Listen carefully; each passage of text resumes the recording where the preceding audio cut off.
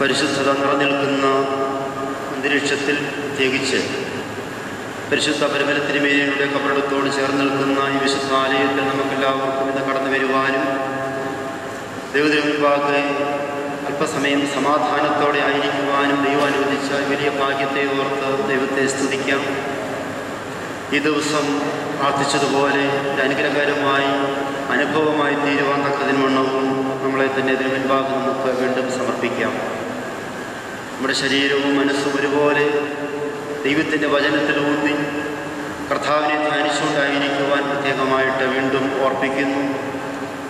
വെള്ളിയാഴ്ച ദിവസം പരിശുദ്ധ പരമല ദേവാലയത്തിൽ ധാരാളം ആളുകൾ കടന്നു വന്ന് അനുഗ്രഹം പ്രാപിക്കുന്ന ദിവസമാണ്. അനേക ലക്ഷങ്ങൾ ഈ പരിശുദ്ധ കബറിടത്തിൽ വന്ന് അനുഗ്രഹം പ്രാപിച്ചുകൊണ്ട് പോകുന്നു. വിശുദ്ധിയുടെ നിറവിൽ ജീവിക്കുവാൻ തക്കതിനുള്ള കൃപയാൽ മുന്നോട്ട് പോകുന്നു. ആയതിനാൽ ഈ ദേശത്തെയും പ്രത്യേകിച്ച് ഈ ദേവാലയത്തെയും ഇതിന് ചുറ്റുമുള്ള എല്ലാ പ്രവർത്തനങ്ങളെയും ദൈവത്തിന് മുൻപാകെ നമുക്ക് സമർപ്പിച്ചുകൊണ്ട് പ്രാർത്ഥിക്കാം. വിശുദ്ധിയുടെ നിറവ് നമുക്ക് ലഭിക്കുവാനുള്ള കാരണം നമുക്കെല്ലാവർക്കും അറിയാമല്ലോ. ഒന്നാമത് ഈ പരിശുദ്ധമായ ആലയം, അതുപോലെ തന്നെ ദൈവകൃപ എപ്പോഴും ഉയരത്തിൽ നിന്ന് ഇറങ്ങി ഈ കബറിങ്കിൽ നിറഞ്ഞ് അവിടുന്ന് കവിഞ്ഞൊഴുകുന്ന ഒരനുഭവം വിശ്വാസത്തോടെ വന്ന് പ്രാർത്ഥിക്കുന്നവർക്ക് ലഭിച്ചുകൊണ്ടിരിക്കുകയാണ്. അതാണ് വിശുദ്ധന്മാരുടെ സാമീപ്യവും സാന്നിധ്യവും പ്രത്യേകമായിട്ട് നമ്മെ വിളിച്ചറിയിക്കുന്നത്. തീർത്ഥാടന കേന്ദ്രങ്ങളിൽ നമ്മൾ ചെല്ലുമ്പോൾ ദൈവത്തിൻ്റെ കൃപ നമുക്ക് ലഭിക്കുന്നത് അവിടെ ദൈവത്തിൻ്റെ കൃപ ഉയരത്തിൽ നിന്ന് ഈ വിശുദ്ധിയുടെ നിറകുടത്തിലേക്ക് വന്ന് നിറഞ്ഞൊഴുകുകയാണ്. അതിവിടെയൊക്കെയും പരന്നുകൊണ്ടിരിക്കുകയാണ്. അതാവോളം പകർന്നെടുക്കുവാൻ തക്കതിൻവണ്ണം ഉള്ള വിശ്വാസത്താൽ നാം ആയിരിക്കുമ്പോൾ ഈ വിശുദ്ധിയിലേക്ക് വരുവാൻ കർത്താവ് നമ്മെ സഹായിക്കട്ടെ. ഈ വിശുദ്ധ കബറിടത്തിൽ വന്ന് പ്രാർത്ഥിക്കുമ്പോൾ പലപ്പോഴും നമ്മുടെ ആവശ്യങ്ങളൊക്കെയും ആയിരിക്കും നമ്മൾ കൂടുതൽ നിരത്തി വെക്കുന്നത് ആവശ്യമാണ് അതൊക്കെയും എങ്കിൽ തന്നെയും എൻ്റെ അഭിപ്രായത്തിൽ ഏറ്റവും കൂടുതൽ നമ്മൾ പ്രാർത്ഥിക്കേണ്ടത് പരിശുദ്ധനായ പരമല തിരുമേനി അങ്ങ് ഈ നൂറ്റാണ്ടിൽ ഞങ്ങളെപ്പോലെ സാധാരണയായി ജീവിച്ച വിശുദ്ധിയുടെ പറവുകൾ ചവിട്ടി കർത്താവിൻ്റെ സന്നിധിയിൽ വാനവവിലയിലായിരിക്കുമ്പോൾ അങ്ങ് എപ്രകാരം വിശുദ്ധനായി തീർന്നുവോ, കർത്താവിനെ അനുകരിച്ചുവോ, ആ വിശുദ്ധിയെ പ്രാപിക്കുവാൻ കർത്താവെ അടിയങ്ങൾക്ക് ഇടയാകണമെന്നുള്ളൊരു പ്രാർത്ഥന നമ്മൾ ഇവിടെ ഉരുവിടേണ്ടത് ആവശ്യമാണ്. വിശുദ്ധന്മാരുടെ പെരുന്നാളുകളും കബറിടങ്ങളും സന്ദർശിക്കുമ്പോൾ ഏറ്റവും പ്രധാനമായിട്ട് നമ്മൾ ആർജിച്ചെടുക്കേണ്ടത് ജീവിത വിശുദ്ധിയാണ്. ഈ വിശുദ്ധൻ എപ്രകാരം കർത്താവിനെ കണ്ടുവോ, കർത്താവിൻ്റെ സന്നിധിയിലായിരിക്കുന്നുവോ അതുപോലെ നാമും എത്തിച്ചേരേണ്ടതിന് ഈ പ്രിയ വിശുദ്ധനായ ഗ്രിഗോറിയോസെ ഞങ്ങൾക്ക് വേണ്ടി അപേക്ഷിക്കണമെന്നുള്ളൊരു പ്രാർത്ഥനയും മന്ത്രങ്ങളും ഈ പരിസരത്തായിരിക്കുമ്പോഴും അല്ലാത്തപ്പോഴും ഉണ്ടായിരിക്കട്ടെ എന്ന് പ്രത്യേകമായിട്ട് ഈ സമയത്ത് ഓർപ്പിക്കുകയാണ്. തൻ്റെ ഭക്തന്മാരുടെ മരണം യഹോവയ്ക്ക് വിലയേറിയതാകുന്നു. പരിശുദ്ധ പരമല തിരുമേനിയുടെ വേർപാട് യഹോവയാം ദൈവത്തിന് വിലയേറിയതായി കാണുന്നു. അതുപോലെ തന്നെ ഭൂമിയിലെ വിശുദ്ധന്മാരോ അവരെനിക്ക് പ്രസാദമുള്ള ശ്രേഷ്ഠന്മാർ തന്നെ.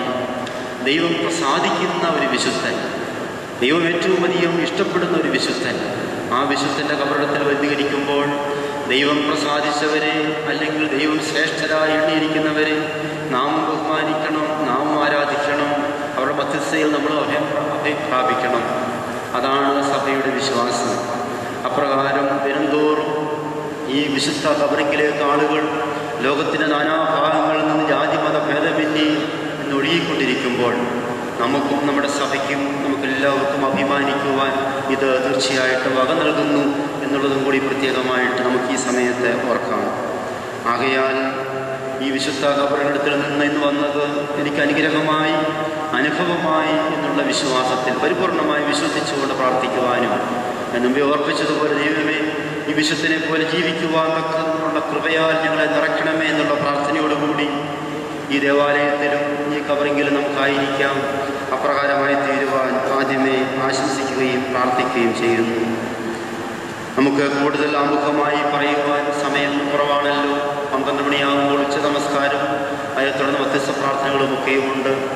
അതിനു മുമ്പായിട്ട് ദൈവത്തെ അല്പസമയം ദൈവത്തിൻ്റെ സന്നിധിയിൽ കർത്താവിനെ ഞാൻ മുമ്പേ ഓർപ്പിച്ചതുപോലെ വിശുദ്ധ വെള്ളിയാഴ്ച ദിവസം സഭയൊന്നാകെ ധ്യാനത്തിൻ്റെ ദിവസമായി, പ്രത്യേകിച്ച് കുരിശിലെ ധ്യാനത്തിൻ്റെ ദിവസമായി നമുക്ക് രക്ഷയ്ക്ക് നിദാനമായ ആ ദിവസത്തെ പ്രത്യേകമായിട്ട് ധ്യാനിച്ചുകൊണ്ട് കർത്താവ് ക്രൂശിലേറി പങ്കപ്പാടുകൾ സഹിച്ചതിനെ ഓർക്കുവാനും ധ്യാനിക്കുവാനും അതിലൂടെ ജീവിത വിശുദ്ധിയിലേക്ക് വരുവാനും തക്കവണ്ണം വെള്ളിയാഴ്ച സഭ പ്രത്യേകമായിട്ട് വേർതിരിച്ചിരിക്കുകയാണ്.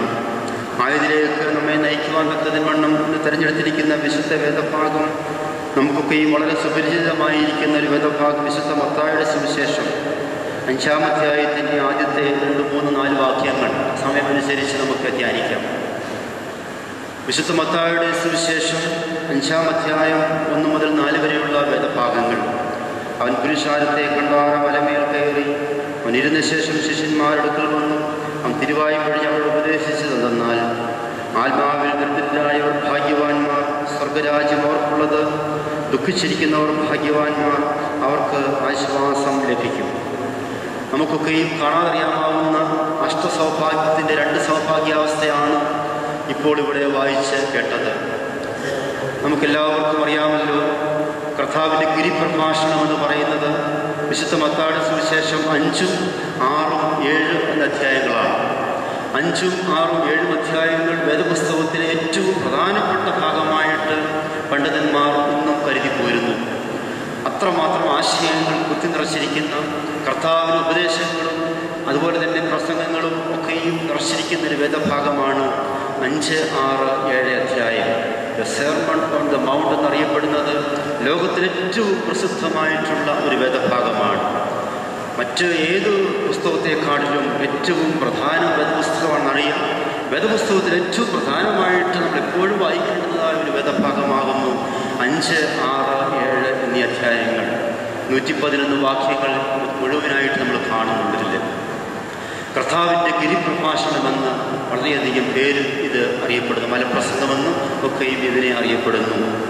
ലോക നേതാക്കന്മാരും മത നേതാക്കന്മാരും ഒന്നുപോലെ അംഗീകരിച്ചിരിക്കുന്ന ഒരു വിശുദ്ധ വേദഭാഗമാണ് വിശുദ്ധ മത്തായിയുടെ സുവിശേഷം 5, 6, 7 അധ്യായങ്ങൾ. ധ്യാനത്തിലേക്ക് പോകുന്നതിന് മുമ്പ് അതിൻ്റെ ആമുഖം എന്ന് പറയുന്നു എന്ന് മാത്രമേ ഉള്ളൂ. ലോക നേതാക്കന്മാരൊക്കെയും വളരെയധികം പ്രകീർത്തിച്ച് ഇതിനെക്കുറിച്ച് എഴുതിയിട്ടുണ്ട്. പണ്ഡിതന്മാരൊക്കെ അവകാശപ്പെടുന്നത് ഇതിനെ യേശുക്രിസ്തുവിൻ്റെ നയപ്രഖ്യാപനമെന്നാണ് പറയുന്നത്.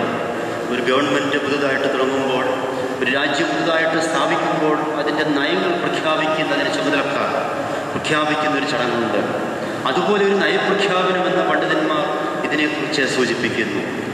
അതുപോലെ തന്നെ യേശുക്രിസ്തുവിൻ്റെ പ്രസംഗങ്ങളുടെ ആകത്തുക, the essence of his teaching, 3 വർഷക്കാലം കർത്താവ് പ്രസംഗിച്ചതും പഠിപ്പിച്ചതുമായ പ്രസംഗങ്ങളുടെയും പഠിപ്പിക്കലുടെയും ആകത്തുക ഈ 3 അധ്യായത്തിൽ നമുക്ക് എടുക്കാവുന്നതാണ്. അത്രമാത്രം വിലപിടിപ്പുള്ള വേദഭാഗമാണ്. അതുപോലെ തന്നെ വേദപുസ്തകത്തിൻ്റെ തന്നെ ഒരു നട്ഷൽ ആകത്തുകയായിട്ടും എസൻസായിട്ടും ഈ വേദഭാഗത്തെ നമുക്ക് കാണാവുന്നതാണ്. ദൈവരാജ്യത്തിൻ്റെ മാഗ്നാ കാർട്ട എന്ന് ചില പണ്ഡിതന്മാർ ഇതിനെ വിശദീകരിക്കുന്നുണ്ട്.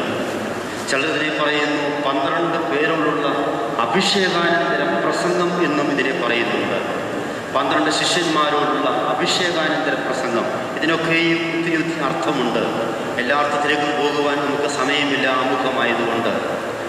ആയതിനാൽ ഈ വേദഭാഗം ഇതിൻ്റെ ഈ ഓരോ പര്യായത്തിലൂടെയും ഇതിൻ്റെ അർത്ഥം കൂടുതലായിട്ട് നമുക്ക് വെളിവാക്കി തരികയാണ്. ലോക നേതാക്കന്മാർ ഇതിനെ വളരെയധികം പ്രകീർത്തിച്ചിട്ടുള്ളത് ഞാൻ പറയുകയുണ്ടായി. ഗാന്ധിജി, മഹാത്മാഗാന്ധി എന്നും വേദപുസ്തകം വായിക്കുന്ന ഒരാളായി. അദ്ദേഹം വായിക്കുന്ന വേദഭാഗം മറ്റൊന്നുമായിരുന്നില്ല 5, 6, 7 അധ്യായമാണ്. അദ്ദേഹത്തിൻ്റെ ഗാന്ധി മാർഗങ്ങളും അഹിംസാ സിദ്ധാന്തവും ഒക്കെ അദ്ദേഹത്തിന് ലഭിച്ചത് 5, 6, 7 അധ്യായത്തിൽ. നിങ്ങൾ വീട്ടിൽ പോയി മനസ്സിരുത്തി വായിച്ചാൽ അത് മനസ്സിലാകും. അഹിംസയെക്കുറിച്ചും നിരാഹാരത്തെക്കുറിച്ചും ഒക്കെ വളരെ ഭംഗിയായിട്ട് 5, 6, 7 വിവരിച്ചിട്ടുണ്ട്. ഡോക്ടർ എസ് രാധാകൃഷ്ണൻ, ഇന്ത്യ കണ്ട ഏറ്റവും വലിയൊരു philosopher, great philosopher in modern India അദ്ദേഹത്തെ പറ്റി പറയുന്നത്. അദ്ദേഹം വലിയൊരു ഫിലോസഫറായിരുന്നു. ഡോക്ടർ ഇന്ത്യയുടെ രാഷ്ട്രപതി ആയിരുന്നെങ്കിൽ കൂടിയും അദ്ദേഹം ഇതിനെപ്പറ്റി റൈറ്റപ്പ് തന്നെ എഴുതിയിട്ടുണ്ട്. ലിയോ ടോൾസ്റ്റോയ് എന്ന് പറയുന്നൊരു സാഹിത്യകാരൻ, അദ്ദേഹം വലിയ അറിയപ്പെട്ട ആളാണ്. അദ്ദേഹം ഇതിനെപ്പറ്റി നല്ലൊരു റൈറ്റപ്പ് എഴുതിയിട്ടുണ്ട്.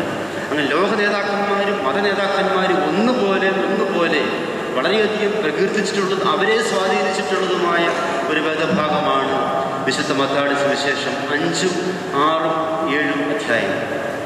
പ്രിയമുള്ളവരെ, നമ്മുടെ വിശുദ്ധ കുർബാനയിൽ ഇതിൻ്റെ പല വേദഭാഗങ്ങളും നമ്മൾ സാധാരണ ഈ ഞായറാഴ്ചകളിൽ വായിക്കാറുണ്ട്. ഈ വായിച്ച വേദഭാഗവും വായിക്കാറുണ്ട്. ആയതിനാൽ നമ്മുടെ ആത്മീക സഭാവിശ്വാസത്തിലും സഭയുടെ ആരാധനക്രമത്തിലും അതുപോലെ എല്ലാ ക്രമങ്ങളിലും നമ്മൾ പ്രത്യേകിച്ച് നമ്മുടെ കെന്താ നമസ്കാരത്തിൽ രാവിലെ നമസ്കാരത്തിന് പോകുന്നവർക്ക് കേൾക്കാം, ആത്മാവിൽ ദരിദ്രരായവർ ഭാഗ്യവാന്മാർ എന്നുള്ള അഷ്ടസൗഭാഗ്യം 8 സൗഭാഗ്യാവസ്ഥ കുഞ്ഞുങ്ങൾ ശുശ്രൂഷക്കാർ വായിക്കുന്നത് കേൾക്കാം. നമ്മുടെ ആരാധനാക്രമത്തിലും ഈ 5-നും 6-നും 7-നും വളരെയധികം പ്രാധാന്യമുണ്ട് എന്ന് കൂടി പ്രത്യേകമായിട്ട് നമ്മൾ മനസ്സിലാക്കും. ഇതിൻ്റെ സന്ദർഭത്തിലേക്ക് നമ്മൾ കടക്കുമ്പോൾ അതുപോലെ തന്നെ നമ്മുടെ ഒരു കാര്യം കൂടി പറഞ്ഞുകൊള്ളട്ടെ. ഇന്ന് പല സഭാംഗങ്ങളുണ്ടെങ്കിലും ഓർത്തഡോക്സ് സഭയുടെ വിശ്വാസക്രമത്തിലും ആരാധനക്രമത്തിലും ഈ വേദഭാഗം ഉൾക്കൊള്ളിച്ചിരിക്കുന്ന ഏറ്റവും അധികം വേദപുസ്തകം ഉപയോഗിക്കുന്ന സഭ ഇന്ന് ലോകത്തിൽ ഉള്ളതിൽ ഓർത്തഡോക്സ് സഭയാണ്. നമുക്ക് എല്ലാവർക്കും അറിയേണ്ടതാണ്, അറിയില്ലെങ്കിൽ അറിയേണ്ടതാണ്. 10-50 ചില്ലുവാനും വേദഭാഗങ്ങൾ ഓർത്തഡോക്സ് സഭയുടെ ഒരു വിശുദ്ധ കുർബാന പൂർത്തിയാകുമ്പോഴത്തേക്കും വായിക്കുന്നു. എവിടെയാണ് ചോദിച്ചാൽ വലിയ പിടിയുണ്ടോ എന്ന് അറിയത്തില്ല. കാരണം നമ്മൾ ഇങ്ങനെ പോയി നിൽക്കുന്ന ഒരു രീതിയാണുള്ളത്. അത് മാറിയിട്ട് ഓർത്തഡോക്സ് സഭയുടെ ആരാധനാക്രമത്തിൽ വേദപുസ്തകങ്ങൾ കുത്തി നിറച്ചിരിക്കുകയാണെന്ന് മനസ്സിലാക്കുവാൻ, അത് എവിടെയൊക്കെയാണെന്ന് കണ്ടുപിടിക്കുവാനും നമുക്ക് മനസ്സിലാക്കേണ്ട സമയം അതിക്രമിച്ചിരിക്കുന്നു. സഭ അത് പഠിപ്പിക്കേണ്ട സമയവും അതിക്രമിച്ചിരിക്കുന്നു. അങ്ങനെ ഈ വേദഭാഗം ഉൾപ്പെടുത്തിയിട്ടുണ്ടെന്നുള്ളത് കൂടി ഓർപ്പിക്കുവാൻ പറഞ്ഞു എന്ന് മാത്രമേ ഉള്ളൂ. പ്രിയമുള്ളവരെ, ഇതിൻ്റെ സന്ദർഭത്തെപ്പറ്റി നമ്മൾ മനസ്സിലാക്കുമ്പോൾ ഏത് വേദഭാഗം പഠിക്കുമ്പോഴും അതിൻ്റെ സന്ദർഭം ഒന്ന് പഠിക്കുന്നത് നല്ലതായിരിക്കും. ഞാൻ നബി ഓർപ്പിക്കുകയുണ്ടായി 12 പേരോടുള്ള അഭിഷേകാനന്തര പ്രസംഗം, അതാണ് ഇതിൻ്റെ സന്ദർഭം. കർത്താവായ യേശു ക്രിസ്തു 30-ാം വയസ്സിൽ തൻ്റെ പരസ്യ ശുശ്രൂഷ ആരംഭിക്കുവാനായി തുടങ്ങിയെന്നാണ് സഭ പാരമ്പര്യമായിട്ട് വിശ്വസിക്കുന്നത്. 30-ാം വയസ്സിൽ ആദ്യം ചെയ്യുന്നത് യോഹന്നാനാൽ സ്നാനമേൽക്കുകയാണ്. സ്നാനമേറ്റതിന് ശേഷം താൻ തൻ്റെ പരസ്യ ശുശ്രൂഷ ഉടനെ അങ്ങ് തുടങ്ങുകയല്ല. അതിന് ഒരുക്കം അദ്ദേഹം സ്വായത്തമാക്കുന്നുണ്ട്. അതിനുവേണ്ടി മരുഭൂമിയിൽ പിശാചിനാൽ പരീക്ഷിക്കപ്പെടുവാൻ തക്കതുമുള്ള 40 രാവും 40 പകലും അവിടെ കഠിനവ്രതത്തിൽ ഉപവാസത്തിൽ കഴിച്ചുകൂട്ടി സാത്താനെ അവരുടെ സ്ഥലത്ത് ചെന്ന് തോൽപ്പിക്കുകയാണ്. തനിക്ക് ലോകത്തിൽ പ്രവർത്തിക്കണമെന്നുണ്ടെങ്കിൽ സാത്താനെ തോൽപ്പിച്ചേ മതിയാകും. അതിനുവേണ്ടി പരസ്യ ശുശ്രൂഷയ്ക്ക് മുമ്പായിട്ട് സാത്താനെ അവൻ്റെ സങ്കേതത്തിൽ പോയി തോൽപ്പിക്കുന്നു. മരുഭൂമിയിൽ പോയി തോൽപ്പിച്ചു എന്ന് പറയുന്നത് നമ്മൾ ഏറ്റവും കൂടുതൽ ഭക്തിയായിട്ട് ഏകാന്തതയിലൂടെ പോകുമ്പോഴാണ് സാത്താൻ്റെ പരീക്ഷകൾ കൂടുതലുണ്ടാകുന്നത്. ബഹളത്തേക്കാൾ ഉപരി ഏകാന്തതയിലും ധ്യാനത്തിലും വിശുദ്ധിയുടെ നിറവിലേക്ക് നമ്മൾ നയിക്കുവാൻ പോകുമ്പോഴാണ് സാത്താൻ നമ്മെ കൂടുതൽ ആക്രമിക്കുന്നത്. നമുക്ക് തന്നെ അറിയാമല്ലോ, നമ്മൾ ഈ കബറിങ്കിലൊക്കെ വന്ന് ധ്യാനത്തിലിരിക്കുമ്പോൾ നമ്മുടെ മനസ്സ് വേഗം പതറണ്ട എന്ന് വിചാരിച്ചാൽ പോലും കടലിലെ അലകൾ പോലെ ഇരച്ച് വന്ന് ലൗകിക ചിന്തകളും മറ്റുള്ള കാര്യങ്ങളും കടന്നു കയറുവാൻ സാധ്യതയുണ്ട്.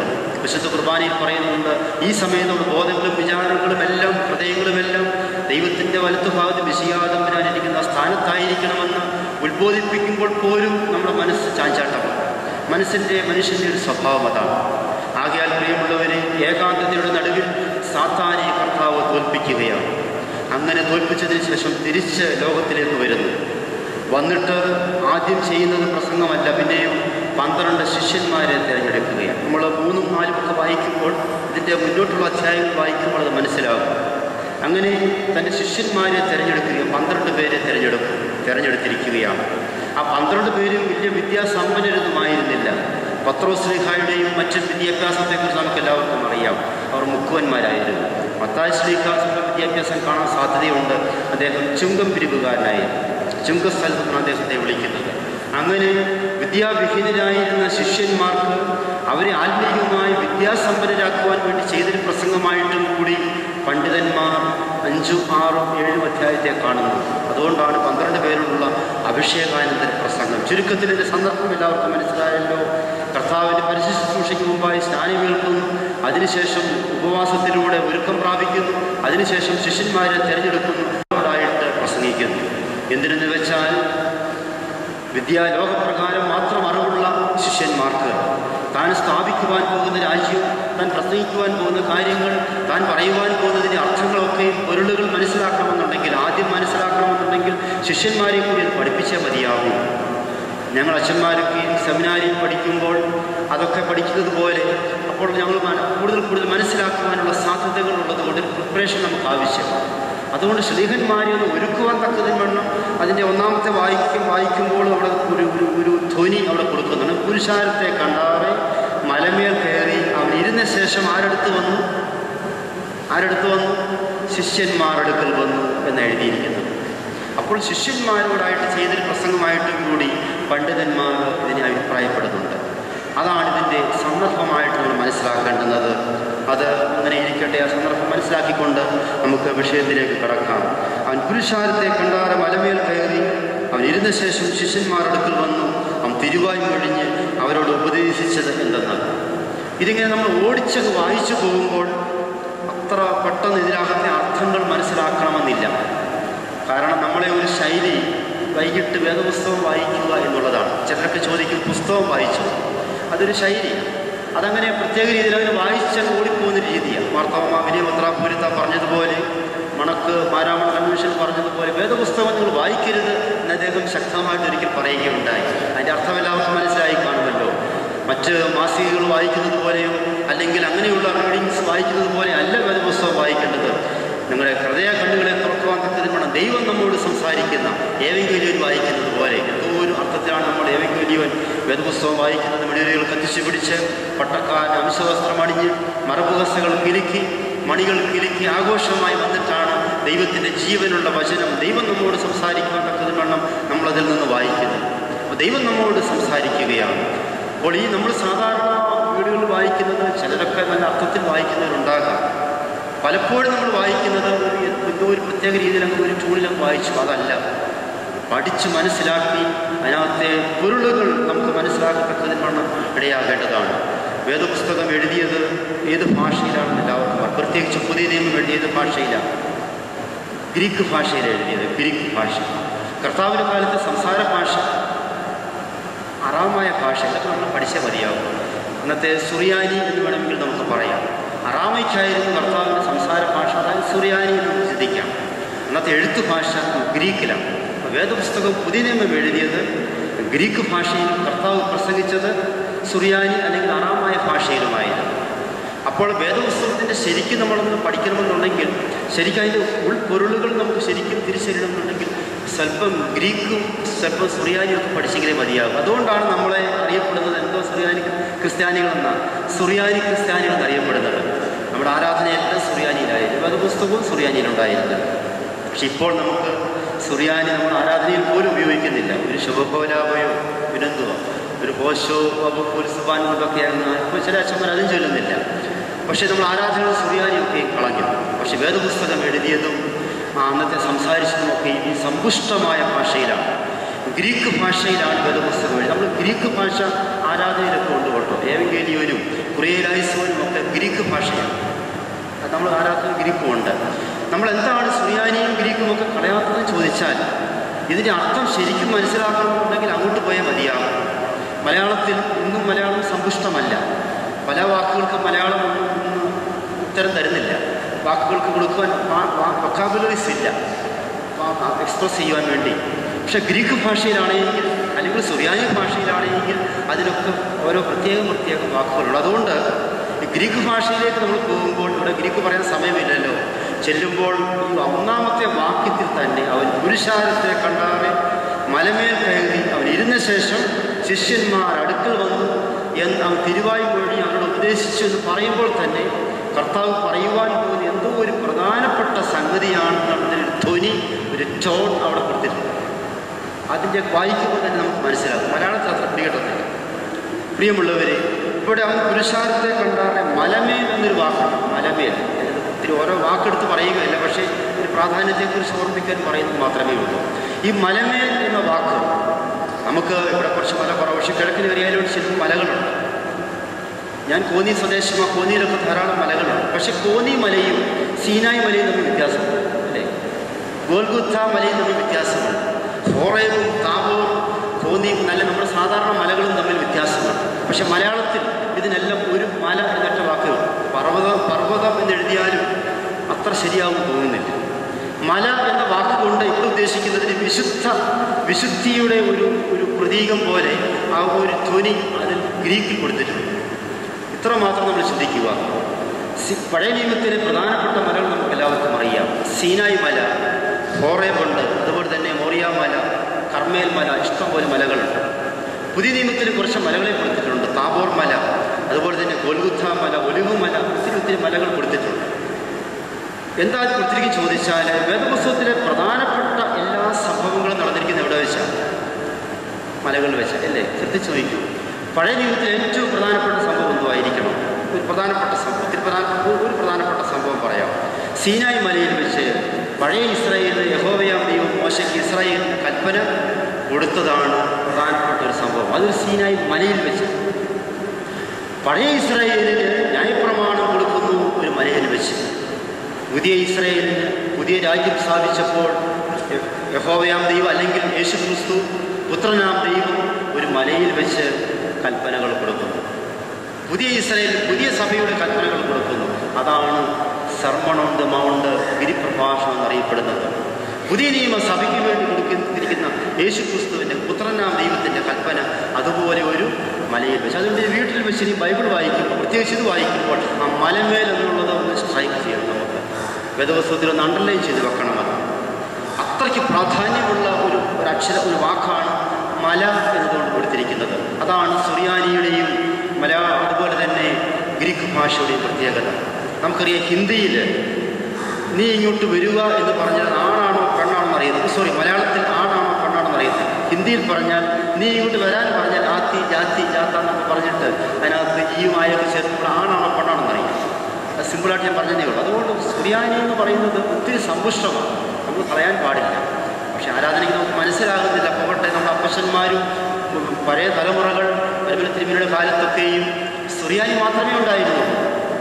പക്ഷെ നമ്മളെക്കാട്ടും വിശ്വാസ തീഷ്ണതയുള്ളവരായിരുന്നു എന്ന് സമ്മതിക്കേണ്ടിയിരിക്കുന്നു.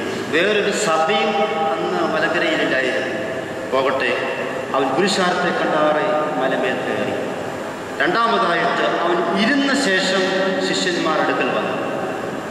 ആ ഇരുന്ന എന്ന വാക്കിന് ഒരു പ്രത്യേകതയുണ്ട് ഗ്രീക്കിൽ. മലയാളത്തിൽ ഇരിക്കുക എന്ന് പറയുന്ന ഒറ്റ വാക്ക്. ഇപ്പം നിങ്ങൾ ഇവിടെ ഇരിക്കുന്നു, പരിശുദ്ധ പരിമലപ്പള്ളിയിൽ കബറിങ്ങിൻ്റെ സാന്നിധ്യത്തിൽ ഇവിടെ ഇരിക്കുന്നു. ഇതിന് മലയാളത്തിൽ വാക്ക് കൊടുക്കാൻ നമുക്കില്ല. സിനിമ കാണാനും ഇരിക്കുന്നു, ടി വിയുടെ മുമ്പിലും ഇരിക്കുന്നു, ഭക്ഷണത്തിനും ഇരിക്കുന്നു. ഒറ്റ വാക്കേ നമുക്ക് എക്സ്പ്രസ് ചെയ്യാൻ പറ്റത്തില്ല. ഈ ഇരിപ്പിനൊരു പ്രത്യേകതയുണ്ട്. ഗമാലിയേലിൻ്റെ പാദപീഠത്തിൽ ഇരുന്ന് ആര് പഠിച്ചു? പൗലോസ് പഠിച്ചു. ആ ഇരിപ്പിനൊരു പ്രത്യേകതയുണ്ട്. ഒരു ഔദ്യോഗിക പഠിപ്പിക്കലുകൾ പ്രത്യേകിച്ച് യഹൂദ പാരമ്പര്യത്തിൽ ഇരുന്നുകൊണ്ടാണ് പഠിപ്പിക്കുന്നത്. ആ ഇരിപ്പിനെ പറ്റിയാണ് ഇവിടെ എഴുതിയിരിക്കുന്നത്. അല്ലാതെ ഒരു ചുമ്മാ ഇരുന്ന മല കയറിയപ്പോൾ ക്ഷീണിച്ചിരുന്നതല്ല. തൻ്റെ ശിഷ്യന്മാരെ ഔദ്യോഗികമായി സ്വർഗീയ രഹസ്യങ്ങൾ പഠിപ്പിക്കുകയാണ്. അത് ഇരുന്നു കൊണ്ട് പഠിപ്പിക്കുന്നു. പരിശുദ്ധ ബാവാതിരുമേനിയുടെ സിംഹാസനമുണ്ട്, നമുക്ക് എല്ലാവർക്കും അറിയാം. രണ്ട് സിംഹത്തിൻ്റെ തലയും ഒരു കുരിശൊക്കെ ഉള്ളത്. ഇവിടെയും അതിൻ്റെ മോഡലുണ്ട്. അത് ദേവലോകത്തുണ്ട്. ബാവാതിരുമേനിക്ക് ക്ഷീണം വരുമ്പോൾ അത് ഇരിക്കാറില്ല. ഔദ്യോഗികമായി മാത്രമേ അതിലിരിക്കാവൂ. വേറെ ആരും അതിലിരിക്കാൻ നോക്കത്തില്ല. പക്ഷെ ആ ഇരിപ്പിന് കൊടുക്കാനൊരു വാക്കില്ല. പക്ഷേ ഇങ്ങനെയുള്ള സമ്പുഷ്ടമായ ഭാഷ അതൊക്കെ ഉണ്ട്. പോകട്ടെ, അവൻ ഇരുന്ന ശേഷം എന്നതുകൊണ്ട് ഉദ്ദേശിക്കുന്നത് ഔദ്യോഗികമായിരിക്കുന്ന ഒരു പഠിപ്പിക്കലും ഒരു യഹൂദ റാബി എന്ന് പറയുന്നത് ഗുരു മൽപ്പാൻ പഠിപ്പിക്കുമ്പോൾ എപ്പോഴും ഇരുന്നു കൊണ്ട് മാത്രമേ പഠിപ്പിക്കാറുള്ളൂ. അതാണ് ഇരുന്ന ശേഷം എന്ന് കൊടുത്തിരിക്കുന്നത്. അപ്പോൾ അവൻ ശിഷ്യന്മാരടുക്കൽ വന്നു. അവൻ അവരോട് ഉപദേശങ്ങൾ തിരുവായി മൊഴിഞ്ഞു എന്ന് എഴുതിയിരിക്കുന്നത്. തിരുവായി മൊഴിഞ്ഞു എന്ന് കേൾക്കുമ്പോൾ നല്ലൊരു വാക്കാണ്, മലയാളത്തിൽ കൊടുക്കാവുന്ന മനോഹരമായൊരു വാക്കാണ്. പക്ഷെ അതിൻ്റെ അർത്ഥം അതല്ല കൊടുത്തിരിക്കുന്നത്. ഒരു ഗുരു തനിക്കറിയാവുന്ന എല്ലാ കാര്യങ്ങളും തൻ്റെ ശിഷ്യന്മാർക്ക് വിളമ്പിക്കൊടുക്കുന്നതിനെയാണ് തിരുവായി മൊഴിഞ്ഞതിന് പകരമായിട്ട് ഒറിജിനൽ ബൈബിൾ എഴുതിയിരിക്കുന്നത്. മലയാളം ബൈബിൾ നമുക്കറിയാം, മലയാളി എഴുതിയതല്ല, സായിപ്പാണ് എഴുതിയത്. മലയാളിക്ക് സ്വർഗസ്ഥനായ പിതാവിനെ പോലും ചൊല്ലാൻ അറിയത്തില്ലായിരുന്നു. അതെല്ലാം പഠിപ്പിച്ചത് അവർ വന്നിട്ടൊക്കെയാണ് മലയാളത്തിൽ, അല്ല സുറിയാനിയിലും മറ്റു ഭാഷയിലുമായിരുന്നു. ബെഞ്ചമിൻ ബെയ്ലിയും മുണ്ടട്ട് സായിപ്പൊക്കെയാണല്ലോ എഴുതിയത്. അപ്പം തന്നെയാണ് ഇന്നും ഭാഷയ്ക്ക് വൈകല്യങ്ങളുണ്ട്. തിരുവായി മൊഴിഞ്ഞു എന്ന് പറയുമ്പോൾ കൊടുത്തിരിക്കും. ഇത്ര മാത്രം ഓർത്തിരിക്കുക, ഒരു ഗുരു തനിക്കറിയാവുന്ന എല്ലാ കാര്യങ്ങളും തൻ്റെ ശിഷ്യന്മാരോട് തുറന്ന് പറയുകയാണ്. ലോകപ്രകാരം ഒരു ഗുരു തനിക്കറിയാവുന്ന മുഴുവനും പറഞ്ഞു കൊടുക്കുമെന്ന് സംശയം. പക്ഷെ ഇവിടെ അങ്ങനെയല്ല. തനിക്കറിയാവുന്ന എല്ലാ സ്വർഗീയ രഹസ്യങ്ങളും തൻ്റെ ശിഷ്യന്മാർ പഠിച്ചു കൊള്ളട്ടെ. അതുകൊണ്ടാണ് ഒരൊറ്റ പ്രസംഗത്തിന് പത്രോസ്ലിഹാരി വിദ്യാവിഹീനരായിരുന്ന പത്രോസിൻ്റെ ഒരൊറ്റ പ്രസംഗത്തിന് എത്ര പേര് കർത്താവിലേക്ക് ചേർന്നു? എത്ര പേരാ? 3000 പേര്. ആൻസർ ഒച്ചത്തിൽ വരട്ടെ, ഒരു കുഴപ്പവുമില്ല. 3000 പേര് സ്നാനമേറ്റു, അല്ലെങ്കിൽ കർത്താവിൻ്റെ സഭയിലേക്ക് ചേർന്നു എന്ന് നമ്മൾ പെന്തക്കോസ്ത് ദിവസം വായിക്കുന്നുണ്ട് അപ്പോസ്തലപ്രവൃത്തി 2-ാം അധ്യായത്തിൽ. പ്രിയമുള്ളവരെ, ഇതാണ് ഇതിൻ്റെ ആമുഖമായിട്ട് നമ്മൾ മനസ്സിലാക്കേണ്ടുന്നത്. വേദപുസ്തകത്തിലെ പൊരുളുകൾ ശരിക്കും മനസ്സിലാക്കുവാൻ, പഠിപ്പിക്കുവാനും പഠിക്കുവാനും സഭയിൽ എല്ലാവർക്കും ഇടയാകട്ടെ എന്ന് ആശംസിക്കുകയും പ്രാർത്ഥിക്കുകയും ചെയ്യുകയാണ്. ഇനി താഴെ ഉള്ളതാണ് നമ്മുടെ ധ്യാന വിഷയം. ആത്മാവിൽ ദരിദ്രരായവർ ഭാഗ്യവാന്മാർ, സ്വർഗരാജ്യം അവർക്കുള്ളത്. 8 സൗഭാഗ്യാവസ്ഥകൾ. ഇംഗ്ലീഷിൽ ഇതിനെ ബിയാറ്റിറ്റ്യൂഡ്സ് എന്ന് പറയും. The beatitudes. 8 സൗഭാഗ്യാവസ്ഥ പറയുന്നത് അഷ്ടസൗഭാഗ്യമെന്ന് മലയാളത്തിൽ പറയാൻ പറ്റും. വലിയ സൗഭാഗ്യാവസ്ഥയാണ്. വേദപുസ്തകത്തിൽ ഭാഗ്യവാന്മാരെ കുറിച്ച് സങ്കീർത്തനത്തിൽ ധാരാളമുണ്ട്. യേശുക്രിസ്തുവിൻ്റെ അഭിപ്രായത്തിലുള്ള ഭാഗ്യവാന്മാരെ കുറിച്ചാണ് ഇവിടെ കുറിച്ചിരിക്കുന്നത്. ഈ ഭാഗ്യാവസ്ഥയെ നമ്മൾ പ്രാപിക്കുമ്പോഴാണ് വിശുദ്ധിയുടെ പടവുകൾ നമ്മൾ ചവിട്ടിക്കയറുന്നത്. ഈ ഭാഗ്യാവസ്ഥയെ പ്രാപിച്ചവൻ്റെ കവറിങ്ങിലാണ് നമ്മളിവിടെ ഇരിക്കുന്നത്. പ്രിയമുള്ളവരെ, ഈ ഭാഗ്യാവസ്ഥയെ പ്രാപിക്കുവാൻ തക്കതിനുള്ള ദൈവകൃപ ഒത്തിരി ആവശ്യമാണ്. വായിക്കുമ്പോൾ ഒത്തിരി മനോഹരമായിട്ട് തോന്നാം. ക്ഷമതാ പ്രാർത്ഥനയിൽ ശുശ്രൂഷകർ ഇനി ക്രമമായിട്ട് വരിവരിയായി നിൽക്കുമ്പോൾ ഇത് വായിക്കുവാൻ വേണ്ടി വെമ്പൽ കൊള്ളുന്നത് കാണാം. അല്ലേ? ശുശ്രൂഷക്കാരെ ചോദിച്ചാൽ അറിയാം. അവർക്ക് ഒത്തിരി ഇഷ്ടമായി വായിക്കും. ആത്മാവിധത്തിലായവർ ഭാഗ്യവാന്മാർ എല്ലാവരുടെ ഉച്ചത്തിൽ അതിൻ്റെ പ്രതിവാക്യം പറയും. ഈ ഭാഗ്യമുള്ളതുകൊണ്ടായിരിക്കാം പിള്ളേർക്ക് ഒത്തിരി ഇഷ്ടമെന്ന് എനിക്ക് തോന്നുന്നു. പക്ഷേ ഇതിൻ്റെ അർത്ഥത്തിലേക്ക് കയറുമ്പോൾ ഇത്തിരി പ്രശ്നമൊക്കെയുമുണ്ട്. ഈ ഭാഗ്യം എന്നത് എന്ത്? ലോകപ്രകാരമുള്ള ഭാഗ്യമല്ലല്ലോ ആത്മീയ പ്രകാരം നമ്മൾ ചിന്തിക്കുന്നത്. ആത്മാവിൽ ദരിദ്രരായവർ ഭാഗ്യവാന്മാർ, സ്വർഗരാജ്യം അവർക്കുള്ളത്. ക്രിസ്തീയ ജീവിതത്തിൻ്റെ ലക്ഷ്യമെന്ന് പറയുന്നത് എന്താണ്? സ്വർഗരാജ്യം അനുഭവവേദ്യമാക്കി തീർക്കുക. അതല്ലയോ ക്രിസ്തീയ ജീവിതത്തിൻ്റെ പ്രത്യാശ എന്ന് പറയുന്നത്? എന്തുവാ? മണവാളൻ വരുമ്പോൾ അവൻ്റെ കൂടെ മണവറയിൽ ചേരുവാൻ പറ്റുന്നതിനിടയാകും. അതാണ് നമ്മുടെ പ്രത്യാശ. പക്ഷെ അതിൽ എന്താണ് ചെയ്തിരിക്കുന്നത്? ആത്മാവിൽ ദരിദ്രരായവർ ഭാഗ്യവാന്മാർ. അതിന് ഇംഗ്ലീഷ് വായിച്ചാലും ഇതിന് പൂവർ ഇൻ സ്പിരിറ്റ് എന്നാണ് എഴുതിയിരിക്കുന്നത്. പക്ഷേ ഇതിന് ശരിക്കും മൂലത്തിലേക്ക് നമ്മൾ പോകുമ്പോൾ നമുക്ക് മലയാളത്തിലോ ഇംഗ്ലീഷിലോ കിട്ടുന്ന അർത്ഥമല്ല, ഇച്ചിരിയുടെ വ്യാപകമായ അർത്ഥം അതിൽ നമുക്ക് ലഭിച്ചിട്ടുണ്ട്. ഇവിടെ സമയം കുറവായതുകൊണ്ട് 2 ആശയം മാത്രമേ പറയുവാൻ ആഗ്രഹിക്കുന്നുള്ളൂ. ധ്യാനാത്മകമായിട്ട് നമ്മുടെ മനസ്സിനെ അതിലേക്ക് കൊണ്ടുവരിക. എല്ലാവരും പ്രാർത്ഥനയോടെ ആയിരിക്കും. ദൈവമേ, ഈ ഭാഗ്യാവസ്ഥ പ്രാപിക്കണമേ. ഞങ്ങളുടെ പരിമലത്തിനുമേരി, പരിശുദ്ധനായ പരിമലത്തിനുമേരി ഭാഗ്യാവസ്ഥയെ പ്രാപിച്ച് വിശുദ്ധിയുടെ നിറവിലേക്ക് വന്നതുപോലെ കർത്താവെ ഞങ്ങൾക്ക് ഇവിടെയാകണമേ എന്ന പ്രാർത്ഥനയോടെ ആയിരിക്കാം. ആത്മാവിൽ ദരിദ്രരായവർ ഭാഗ്യവാന്മാർ. പ്രിയമുള്ളവരെ, ഇതിൻ്റെ മലയാളത്തിൻ്റെ അർത്ഥത്തിലേക്ക് നമുക്കൊന്ന് പോയി നോക്കാം. ഒത്തിരി പ്രസംഗം കേട്ട് കാണാം ഇതിനെക്കുറിച്ച്, ഒത്തിരി വ്യാഖ്യാനങ്ങൾ കേട്ട് കാണാം. നമുക്ക് രണ്ട് കാര്യങ്ങൾ മാത്രം ചിന്തിക്കാം. ആത്മാവിൽ ദരിദ്രർ എന്ന് കേൾക്കുമ്പോൾ തന്നെ നമുക്കറിയാം എന്തോ പ്രശ്നമുണ്ട് അവിടെ. എങ്ങനെ നമ്മളിതിനെ ട്രാൻസ്ലേറ്റ് ചെയ്താലും അർത്ഥം ശരിയാകത്തില്ല. പുവർ ഇൻ സ്പിരിറ്റ് അല്ലെങ്കിൽ പുവർ ഇൻ മണി അല്ലെങ്കിൽ പുവർ ഇൻ വെൽത്ത് എന്ന് കേൾക്കുമ്പോൾ അതിൻ്റെ അർത്ഥം നമുക്ക് എന്താ അർത്ഥം? പണത്തിന് ദാരിദ്ര്യമുള്ളവർ, ആത്മാവിന് ദാരിദ്ര്യമുള്ളവർ എന്ന അർത്ഥത്തിലേക്ക് പോകേണ്ടി വരും. അതാ ഞാൻ പറഞ്ഞത്, എന്തോ പ്രശ്നം പോലെ തോന്നിക്കുന്നുണ്ട്. അതുകൊണ്ടാണ് ഇതിൻ്റെ അർത്ഥത്തിലേക്ക് നമ്മൾ പോകേണ്ടത്. 2 ആശയമാണ് പ്രധാനമായിട്ടുള്ളത്. ഒന്ന് ശ്രദ്ധിച്ച് കേൾക്കുക. ആത്മാവിൽ ദരിദ്രരായവർ ഭാഗ്യവാന്മാരെ കുറിച്ച് പിതാക്കന്മാർ എഴുതി വെച്ചിരിക്കുന്നത് ഇങ്ങനെ. ഒന്ന്, ഇത് നമുക്ക് ലോകത്തിൽ അഭിമാനിക്കത്തക്കതായി എന്തുണ്ടെങ്കിലും, എന്നോട് പറയാം, നമുക്ക് ലോകത്തിൽ ഇന്ന് കാണുന്ന അഭിമാനിക്കത്തക്കതായി എന്തുണ്ടെങ്കിലും അതൊന്നും എൻ്റേതല്ല. എൻ്റെ ദൈവം തൻ്റെ കൃപയാൽ എൻ്റെ ദാനമായി എനിക്ക് തന്നത് മാത്രമേ ഉള്ളൂ. അതാണ് അതിൻ്റെ ഏറ്റവും പ്രധാനപ്പെട്ട ആശയമാണ് ഞാൻ മനസ്സിലാക്കുന്നത്. ലോകത്തിൽ നമുക്ക് അഭിമാനിക്കത്തക്കതായി എന്ത് നിനക്കുണ്ടെങ്കിലും അതൊന്നും നിൻ്റെ വകയല്ല, നിൻ്റേതല്ല, നീ സമ്പാദിച്ചതുമല്ല. ദൈവം നിനക്ക് ദാനമായി തന്നു എന്ന് വിശ്വസിക്കുന്നവൻ, അതനുസരിച്ച് ജീവിക്കുന്നവൻ ഭാഗ്യവാൻ. അവർക്ക് സ്വർഗരാജ്യമുണ്ട്. എനിക്ക് പ്രസംഗിക്കുവാൻ പറ്റും, നമുക്കൊക്കെയും പറയുവാൻ പറ്റും. പക്ഷെ അത് വിശ്വസിക്കുകയും അതനുസരിച്ച് ജീവിക്കുകയും ചെയ്യുന്നവൻ ഭാഗ്യവാൻ. അവന് ദൈവം തമ്പുരാൻ സ്വർഗരാജ്യം കൊടുക്കും. പ്രസംഗിച്ചാൽ പോരാ പ്രിയമുള്ളവരെ, ഉപദേശിച്ചാൽ പോരാ, കേട്ടാലും പോരായല്ലോ, ജീവിതത്തിൽ പ്രാവർത്തികമാക്കുന്നവൻ ഭാഗ്യവാൻ. അവന് ദൈവം തമ്പുരാൻ സ്വർഗ്ഗരാജ്യം കൊടുക്കും. അതാണ് പരമ്പരത്തിന്മേൽ ജീവിതത്തിൽ പ്രാവർത്തികമാക്കുവാനും വിശ്വസിക്കുവാനും നമുക്ക് ഇടയാകേണ്ടതായിട്ട് വരും. പ്രിയമുള്ളവരെ, അഭിമാനിക്കത്തക്കതായി നമുക്ക് പലതുമുണ്ട്. എനിക്കും അഭിമാനിക്കത്തക്കതായി പലതും ഞാൻ വേണമെങ്കിൽ അവകാശപ്പെടാം. നമ്മുടെ സഭയെക്കുറിച്ച് നമുക്ക് അഭിമാനിക്കാം, പാരമ്പര്യ സഭ. നമ്മുടെ ദേവാലയങ്ങളെക്കുറിച്ച് നമുക്ക് അഭിമാനിക്കാം, മനോഹരമായ ദേവാലയങ്ങൾ, പാരമ്പര്യമുള്ള ദേവാലയങ്ങൾ. ആരാധനയെക്കുറിച്ച് നമുക്ക് അഭിമാനിക്കാം. നമ്മുടെ സമ്പത്തിനെക്കുറിച്ച് നമുക്ക് അഭിമാനിക്കാം. നമ്മുടെ കുഞ്ഞുങ്ങളെക്കുറിച്ച്, നല്ല എഡ്യൂക്കേറ്റഡ് ആയിട്ടുള്ള കുഞ്ഞുങ്ങളെക്കുറിച്ച് നമുക്ക് അഭിമാനിക്കാം. നമ്മുടെ സൗന്ദര്യത്തെക്കുറിച്ച് അഭിമാനിക്കാം. കലാപരമായ കഴിവുകളെക്കുറിച്ച് അഭിമാനിക്കാം. പക്ഷേ ഈ അഭിമാനിച്ചാൽ അത് നിൻ്റേതാണോ? നിൻ്റേതാണെന്ന് ചിന്തിക്കുന്നുവെങ്കിൽ നീ ഈ സൗഭാഗ്യാവസ്ഥയ്ക്ക് അർഹനല്ല. നമ്മുടെ കുഞ്ഞുങ്ങളെക്കുറിച്ച് നമ്മൾ അഭിമാനിക്കുന്നവരാണ്. A+ റാങ്കുകളും ഒക്കെ കിട്ടുമ്പോൾ അഭിമാനത്തോടെ ഫോണെടുത്ത് മറ്റുള്ളവരിലേക്ക് ആ ന്യൂസ് പ്രചരിപ്പിക്കുന്നതിൽ സന്തോഷം കണ്ടെത്തുന്നു, നല്ലത് തന്നെ. പക്ഷേ റാങ്ക് നിനക്ക് കിട്ടിയപ്പോൾ ദൈവമേ, നീ എൻ്റെ കുഞ്ഞിന് ദാനമായി തന്നതാണല്ലോ എന്ന് ചിന്തിക്കുവാൻ നമുക്കിടയായില്ല എങ്കിൽ അതുകൊണ്ടെന്താണ് പ്രയോജനമെന്ന് കർത്താവ് ചോദിക്കുകയാണ്. കുഞ്ഞേ, നിൻ്റെ ഓർമ്മ, നീ എഴുതി വെച്ചതൊക്കെയും നിൻ്റെ ഓർമ്മയിൽ തന്നത് ഞാനല്ലേ എന്ന് കർത്താവ് നമ്മോട് ചോദിക്കുമ്പോൾ ഈ വാക്യത്തിൻ്റെ പ്രസക്തി എത്രയോ കൂടി വരുന്നു. നമ്മുടെ കുഞ്ഞുങ്ങളെക്കുറിച്ച് നമുക്ക് അഭിമാനിക്കുവാൻ പറ്റുമോ? അഭിമാനത്തിൻ്റെ വക്താക്കളായിരിക്കുന്ന കുഞ്ഞുങ്ങൾ എത്രയോ ഇന്ന് അപമാനത്തിൻ്റെ വക്താക്കളായിട്ട് മാറിയിട്ടുണ്ട്. ചിലരൊക്കെ പറഞ്ഞുകൊണ്ട് ഞങ്ങളുടെ കുടുംബത്തിന് പേര് കേൾപ്പിക്കാൻ നീ ഉണ്ടായോടി എന്നൊക്കെയും പലപ്പോഴും ചോദിച്ചു പോകുന്നു. അഭിമാനത്തിൻ്റെ വക്താക്കളായിരുന്നു ചെറുപ്പത്തിൽ. പ്രിയമുള്ളവരെ, അഭിമാനിക്കുവാൻ നമുക്ക് ഭാഗ്യമൊന്നുമില്ല. ഒരു വലിയ കുടുംബത്തെ എനിക്കറിയാം. വലിയ കുടുംബത്തെ പേരൊന്നും പറയുന്നില്ല, വലിയ പേരാണ്, പേര് കേട്ട ഒരു കുടുംബമാണ്. മക്കളെ നല്ലതായിട്ട് വളർത്തിക്കൊണ്ട് നല്ല വിദ്യാഭ്യാസവും കൊടുത്തു. അവരെക്കുറിച്ച് അഭിമാനിച്ചു. ഉന്നത കുടുംബമാണ്. ആ കുടുംബത്തിൻ്റെ പേര് തന്നെ ഫേമസാണ്. പക്ഷേ ഇന്ന് ഒരു വയോജന ക്യാമ്പിൽ അല്ലെങ്കിൽ ഒരു വൃദ്ധസദനത്തിൽ ഞാൻ വിസിറ്റ് ചെയ്തപ്പോൾ അവിടെ ചുരുണ്ട് കൂടി കിടക്കുന്ന ഒരു അമ്മച്ചിയെ കാണുകയുണ്ടായി. ഞാൻ വിചാരിച്ചു പാവപ്പെട്ട ഒരു അമ്മച്ചിയായിരിക്കും. തലയെക്കുറിച്ച് പ്രാർത്ഥിക്കാൻ ചെന്നപ്പോൾ അവിടുത്തെ ഒരു ടേബിൾ എടുത്ത് വെച്ചിട്ടുണ്ട്.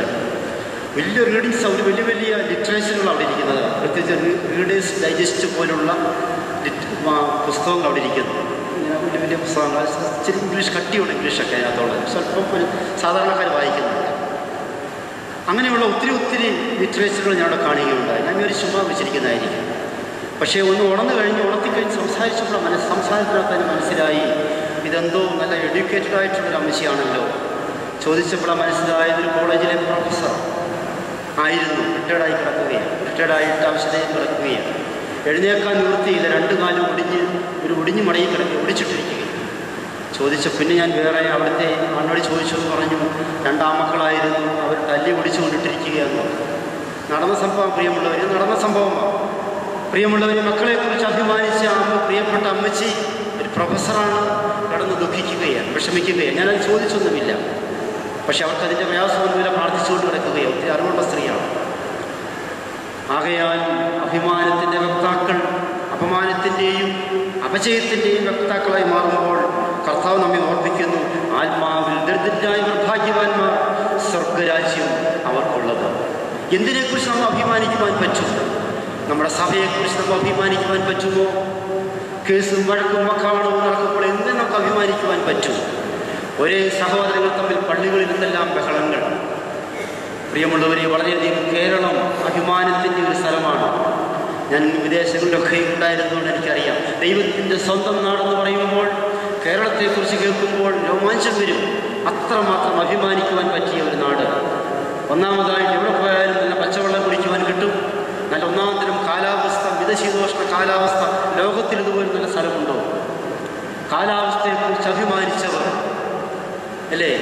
കാലാവസ്ഥയെക്കുറിച്ച് അഭിമാനിച്ചവരാണ് നമ്മൾ. കാലാവസ്ഥ എവിടെ പോയി? മൺസൂൺ എവിടെ പോയി? ഒരു പിടിയും കിട്ടുന്നില്ല. ദൈവത്തിൻ്റെ സ്വന്തം നാട്ടിൽ നടക്കുന്നത് എന്തൊക്കെയാണ് നമുക്ക് എല്ലാവർക്കും അറിയാം. മതസൗഹാർദ്ദത്തിൻ്റെയും ക്ഷമയുടെയും സഹനത്തിൻ്റെയും മാവേലിയുടെയും ഓണത്തിൻ്റെയും നാളുകൾ എവിടെ പോയി? കോഴഞ്ചേരിക്കടുത്ത് അയിരൂരിൽ പറയാൻ പോലും കൊള്ളുകയില്ലല്ലോ. ഒരു കൊച്ചു സ്വന്തം മകൾ ഒരപ്പനെ ഇടിച്ച് കൊന്നിട്ട് ആ കാമുകന്മാരെ കൊണ്ട് ഇടിച്ച് കൊന്നിട്ട് അതിനെ വീപ്പയിലാക്കി വയറ് കീറി വീപ്പയ്ക്കകത്ത് കുത്തിക്കയറ്റി എവിടെ കൊണ്ടിട്ടു? ആറ്റിക്കൊണ്ടിട്ടു, പമ്പയാറ്റിക്കൊണ്ടിട്ടു. അത് പൊങ്ങി വന്നു. ഇതൊക്കെ നിസ്സാര കൊച്ചു കൊച്ചു സംഭവങ്ങളാണ്. ഇതൊക്കെ ഇപ്പോഴത്തെ ന്യൂസിൽ മക്കളെക്കുറിച്ച് അഭിമാനിച്ച പിതാവിനെ മകൾ ചെയ്ത കാര്യം.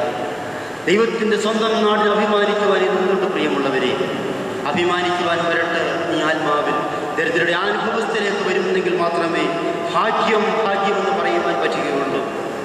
നമുക്കൊന്നിലും അഭിമാനിക്കുവാൻ പറ്റുകയില്ല. നമ്മുടെ ദേവാലയം ഉയർന്നു നിൽക്കുമ്പോൾ നമുക്ക് അഭിമാനിക്കാം. എൻ്റെ ദേവാലയം മറ്റുള്ള ദേവാലയത്തെക്കാൾ ഉയർന്ന ദേവാലയം, ഏറ്റവും മനോഹരമായ ദേവാലയം. കർത്താവ് യേശുവിന്റെ ദേവാലയത്തെക്കുറിച്ച് പറഞ്ഞൊക്കെ നമുക്കറിയാം. കല്ല് കല്ല് ശേഷിക്കാം, നശിച്ചു പോകുമെന്ന് കർത്താവ് അതിനെക്കുറിച്ച് പറയുന്നു. ഒരു മനോഹര ദേവാലയം നമുക്കുണ്ട്. പറയുന്നതിൽ ക്ഷമിക്കണം, മദ്രാസിൽ ഞാൻ ഇരുന്നതാണ്.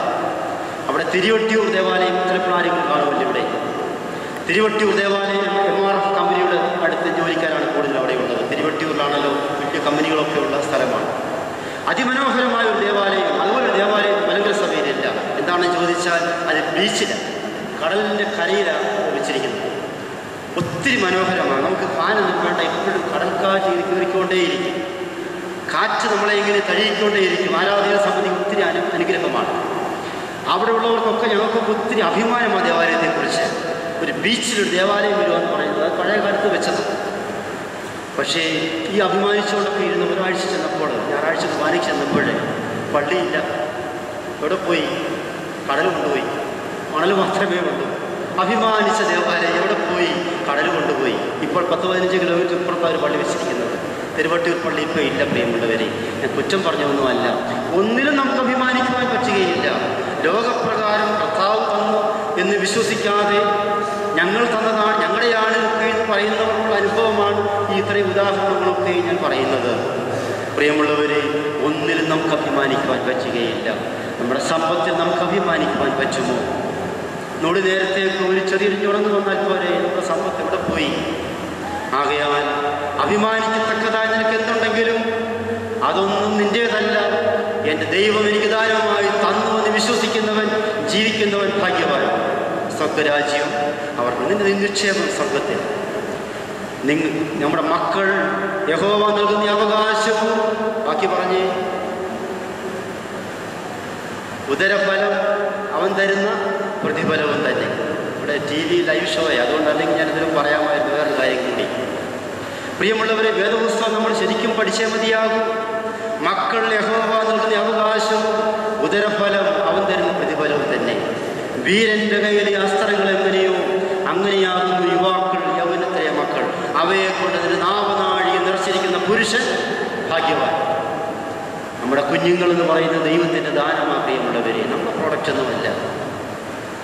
ദൈവത്തിൻ്റെ ദാനമാണെന്ന്, ദൈവത്തിൻ്റെ അവകാശമാണെന്ന്, ദൈവത്തിൻ്റെ പ്രതിഫലമാണെന്ന് നമ്മൾ വിശ്വസിച്ചില്ല എങ്കിൽ നിനക്ക് കഷ്ടം. നമ്മുടെ കുഞ്ഞുങ്ങളെ വീരൻ്റെ കയ്യിലെ അസ്ത്രങ്ങൾ പോലെ ഉപയോഗിക്കുവാൻ പറ്റിയവർ. നമ്മുടെ ചെറുപ്പക്കാരികളും വീരൻ്റെ കയ്യിലെ അസ്ത്രങ്ങൾ പോലെ നമുക്ക് ഉപയോഗിക്കാം.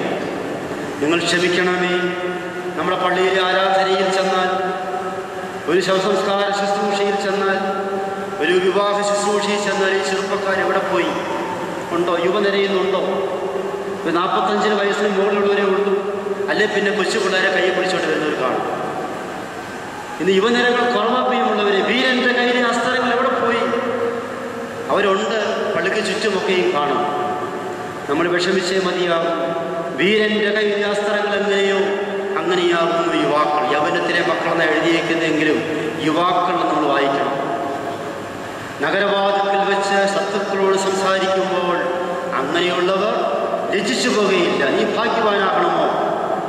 നീ ലജ്ജിച്ചു പോകേണ്ടി വരികയില്ല. ലജ്ജിച്ചു പോകാതിരിക്കണമെന്നെങ്കിൽ അവരുടെ ആത്മീയ അസ്ത്രങ്ങൾ കൊണ്ട് കുത്തി നിറച്ച കുഞ്ഞുങ്ങളായി തീരട്ടെ.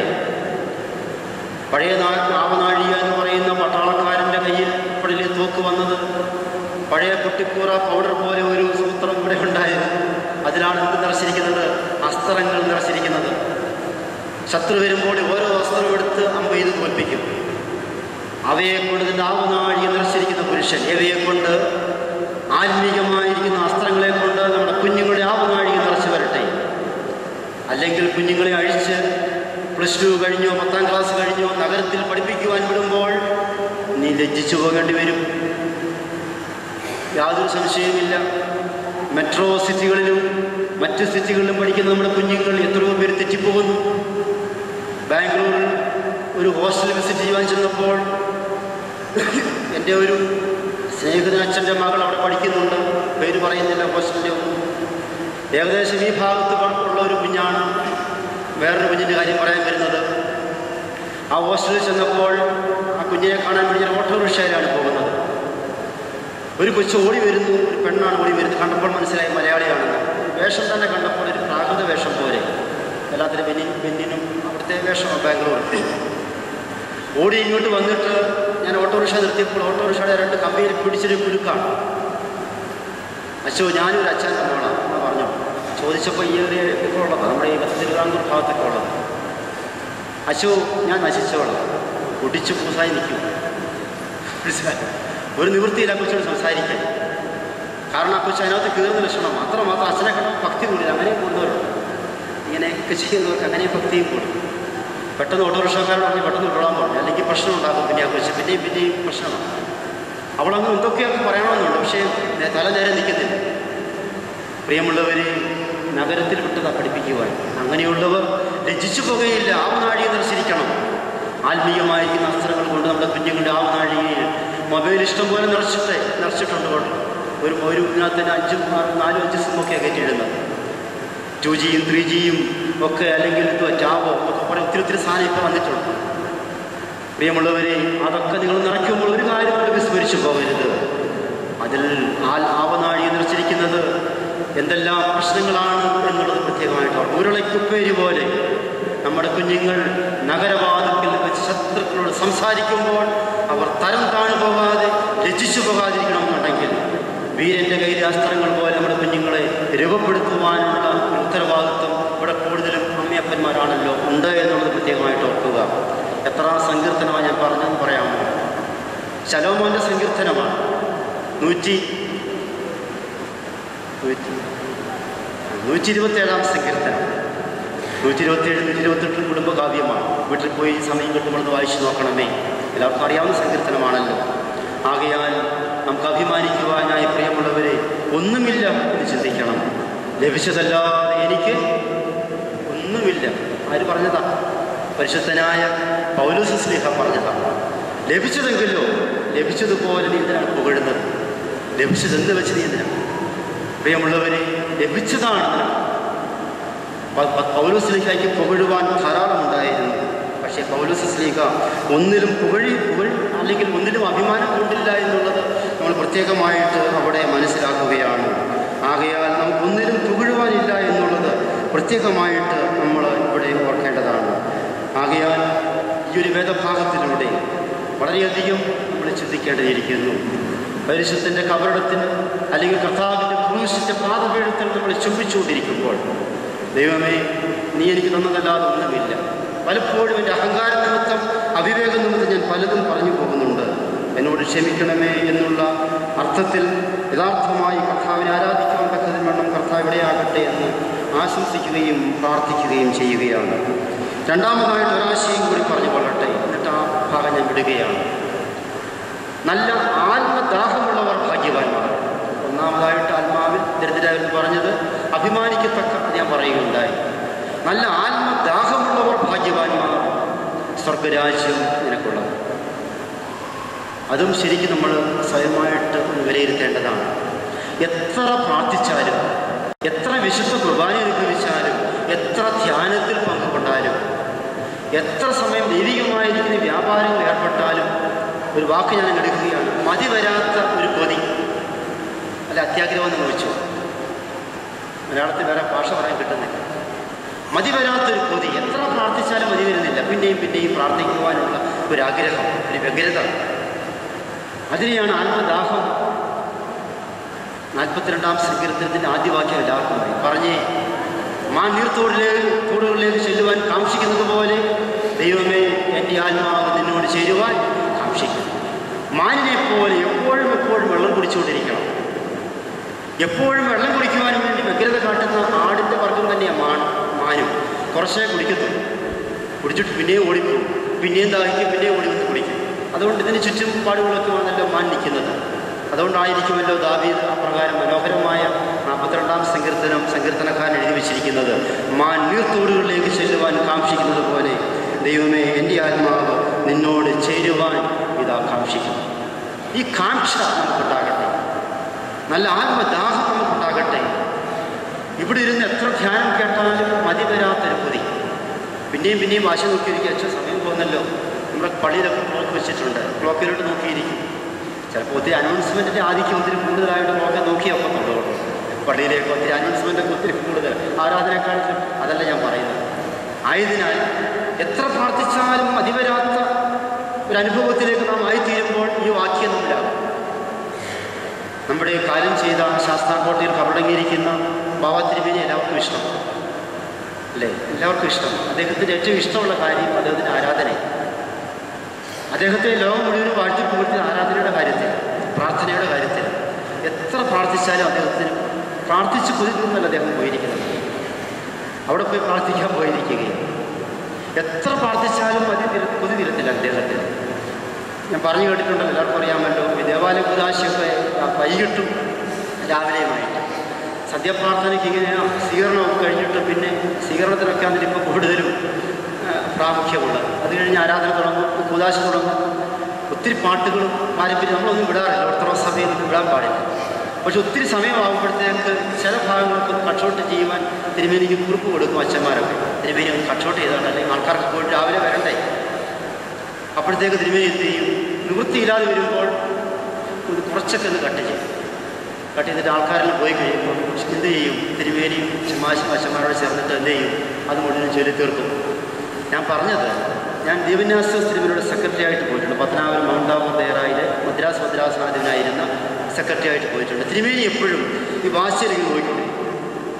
ഞാൻ വിചാരിച്ചു ചിലർക്കൊക്കെ ഈ ഓരോ സ്വഭാവം ചെറുപ്പത്തിലെ കിട്ടിയായിരിക്കും ചെയ്തുകൊണ്ടിരിക്കും. എപ്പോഴും നോക്കുന്നതാണ് ഇങ്ങനെ. പിന്നെ എനിക്ക് മനസ്സിലായി, തിരുമേനിക്ക് യാമപ്രാർത്ഥന കൃത്യസമയത്ത് പ്രാർത്ഥിക്കണം. ഉച്ചയ്ക്ക് 12 മണിക്ക് തന്നെ യാമപ്രാർത്ഥന പ്രാർത്ഥിക്കണം. 3 മണിക്ക് 29-ാം മണി നമസ്കരിക്കണം. ആ കൃത്യസമയത്ത് പ്രാർത്ഥിക്കുന്നവരുടെ ചിട്ടയാണ്. അത് തിരുമേനി എവിടെയായിരുന്നാലും, പ്ലെയിനിലായാലും കപ്പലിലായാലും ട്രെയിനിലായാലും കാറിലായാലും ആ കൃത്യസമയത്ത് പ്രാർത്ഥിച്ചിരിക്കും. വിശുദ്ധന്മാരുടെ നമുക്കറിയാമല്ലോ, പരിമളത്തിനോട് ജീവിതത്തിൽ നമുക്ക് എല്ലാവർക്കും അറിയാം. സമയം ചോദിച്ചുകൊണ്ട് കിടന്നു കട്ടിൽ രോഗാവസ്ഥയിലും എന്തിനാ പ്രാർത്ഥിക്കുന്ന സമയം ചോദിക്കുന്നു. ഇതാണ് പ്രിയമുള്ളവരെ ആത്മദാഹം. അവസാന നിമിഷത്തിലും രോഗാവസ്ഥയിലും ഉദരരോഗമൊക്കെ തിരുമേനിയുടെ ചരിത്രം എല്ലാവർക്കും പറയേണ്ട കാര്യമില്ല. വയറൊക്കെ ഒട്ടി കൃഷഗാത്രനായി തീർന്നപ്പോൾ അന്ന് ഇന്നത്തെ പോലെ ഒന്നും ഒത്തിരി സമ്പന്നമല്ലല്ലോ സഭ. ഒത്തിരി കാപ്പയൊന്നും തിരുമേനിമാർക്കില്ല. ഒരു കാപ്പയോ 2 കാപ്പ തിരുമേനിമാരെടുത്ത കാപ്പ. ഇടക്കെട്ടെന്ന് പറയുന്നത് അതിനൊരു മിനിമം ലെവൽ വരെ അത് പിന്നെ മുറുക്കാനൊക്കത്തില്ല. ഇടക്കത്തങ്ങ് ഊരിപ്പോവുക ഇവിടുത്തെ കാപ്പയിലെ. അപ്പോൾ എന്ത് ചെയ്യും പരിമല തിരുമേനി ഇവിടെ തുണികളൊക്കെ വെച്ച് കെട്ടും. വണ്ണം ഒപ്പിക്കാൻ വേണ്ടി. എന്തിനു വേണ്ടിയാണ്? ആത്മദാഹത്തിൻ്റെ ജീവിതം. ഇതാണ് ആത്മദാഹം. നമുക്ക് എത്ര പേർക്കത് കഴിയും? തിരുമേനിയെക്കുറിച്ച് പറയാൻ നമുക്ക് അതൊക്കെ ഉണ്ട് അല്ലേ? പരിമല തിരുമേനിയെക്കുറിച്ച് പറയുവാൻ നമുക്ക് അതൊക്കെ ഉണ്ട്. അതുകൊണ്ടാണ് ജനലക്ഷങ്ങൾ ഇന്നോട് ഒഴുകിയെത്തുന്നത്. ആത്മദാഹമുള്ളവർ ഭാഗ്യവാന്മാരാണ്. ഭാഗ്യവാൻ ഉദ്ദേശിക്കുന്നത് ലോട്ടറി അടിക്കുന്ന ഭാഗ്യമല്ലല്ലോ, വിശുദ്ധന്മാരെന്നർത്ഥം കേട്ടോ. ഒരർത്ഥം മക്കാറിയോസ് എന്നാണ് ഭാഗ്യാവസ്ഥയ്ക്ക് ഗ്രീക്കിൽ പറയുന്നത്. ആ ഭാഗ്യം എന്ന് പറയുന്നത് ലോകപ്രകാരമുള്ള ഭാഗ്യം. ഒത്തിരി അർത്ഥമുണ്ട്, സമയമില്ലാത്തവണ്ണം ഇവിടെ തന്നെയുള്ളൂ. വിശുദ്ധിയുടെ നിറകുടമാ ഭാഗ്യവാന്മാർ. അതുകൊണ്ടാണ് ഈ ഭാഗ്യവാനെ കാണുവാനും ഭാഗ്യാവിൻ്റെ മധ്യസ്ഥ അഭയം പ്രാപിക്കുവാനും ഞാനും നിങ്ങളും നമ്മളെല്ലാവരും ഓടിയെത്തുന്നത്. എത്രയോ കിലോമീറ്ററുകൾ താണ്ടിയാണ് പദയാത്രകൾ വരുന്നത്. പ്രിയമുള്ളവരെ, നമുക്ക് എന്തുകൊണ്ടായിക്കൂടാ എന്നൊരു ചോദ്യം ഞാൻ എന്നോട് ചോദിച്ച്, ജോൺ വർഗീസ് അച്ഛൻ എന്തുകൊണ്ട് ഈ ഭാഗ്യാവസ്ഥയെ പ്രാപിക്കുവാൻ പറ്റുന്നില്ല എന്നൊരു ചോദ്യം നമ്മൾ തന്നെ ചോദിച്ചാണ്. തീർച്ചയായിട്ടും ദൈവം തമ്പുരാൻ കൃപ നൽകും. ഒരു ആത്മീയമായ ദാഹം നമുക്കുണ്ടാകും.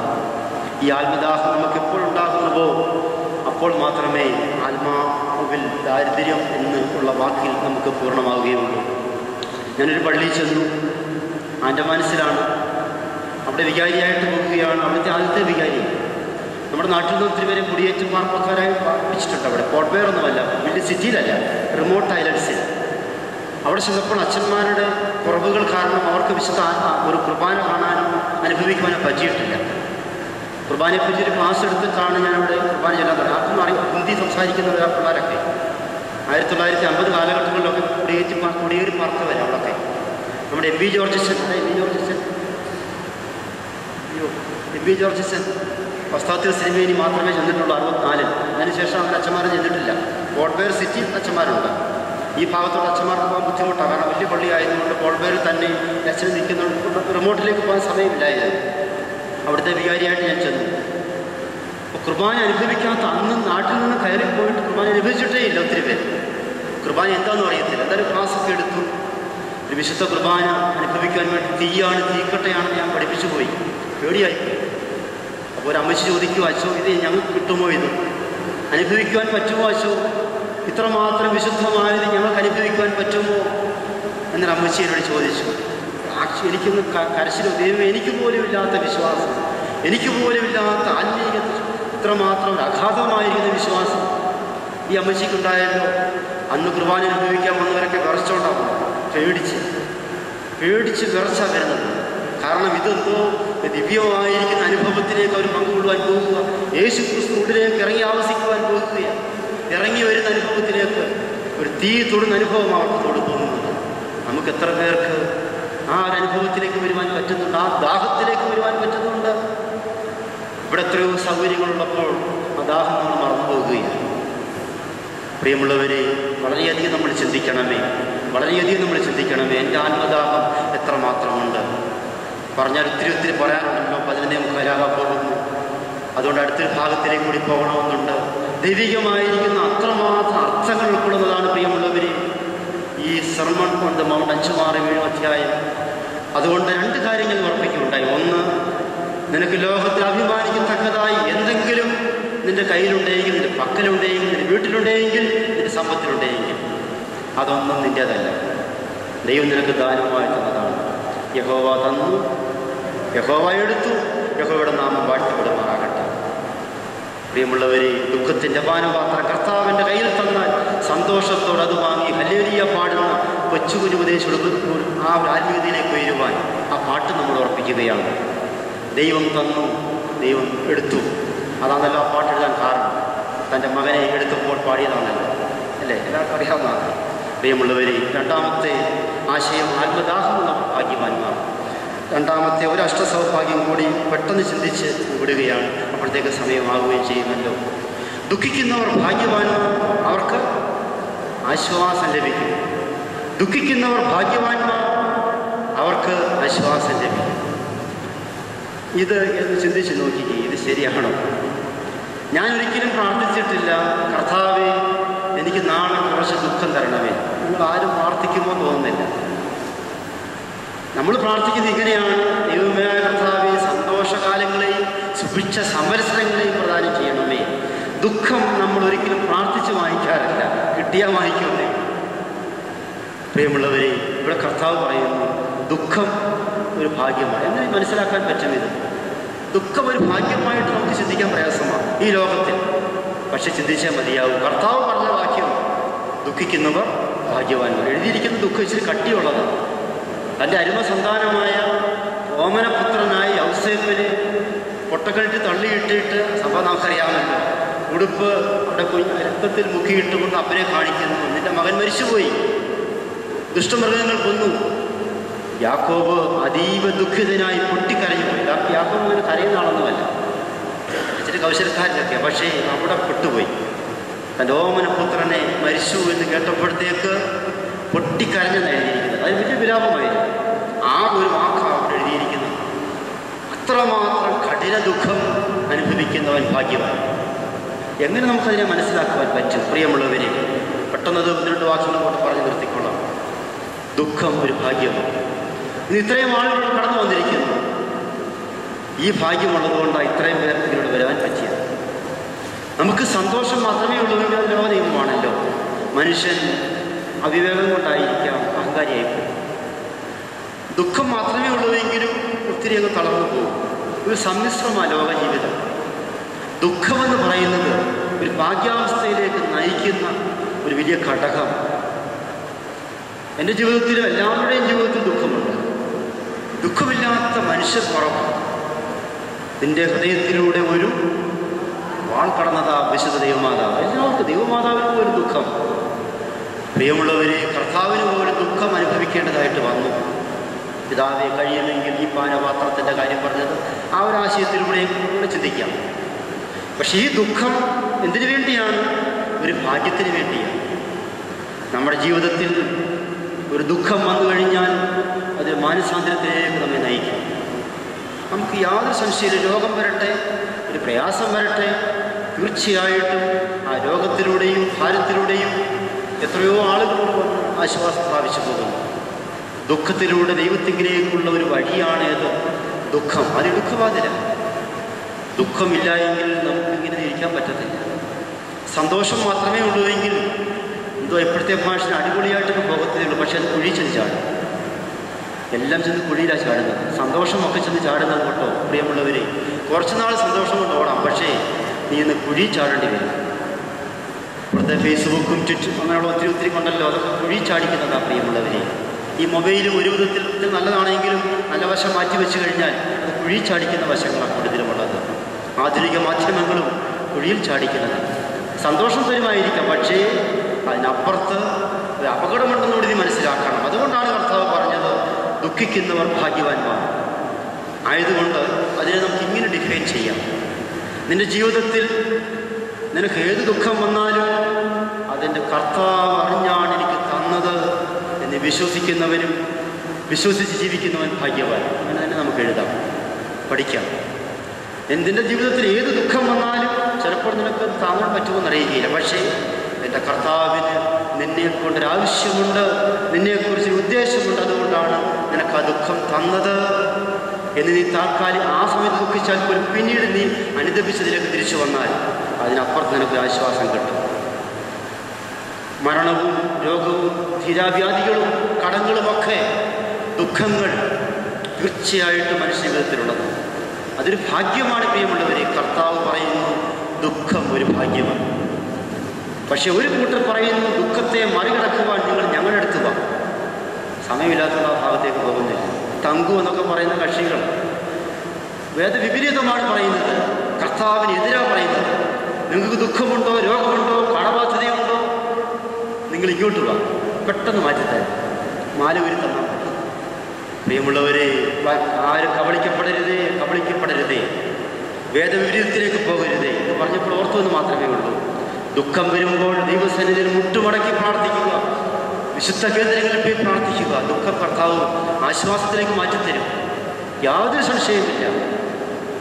ആകയാൽ ദുഃഖം ഒരു ഭാഗ്യമാണെന്ന് മനസ്സിലാക്കുവാനിടയാകട്ടെ.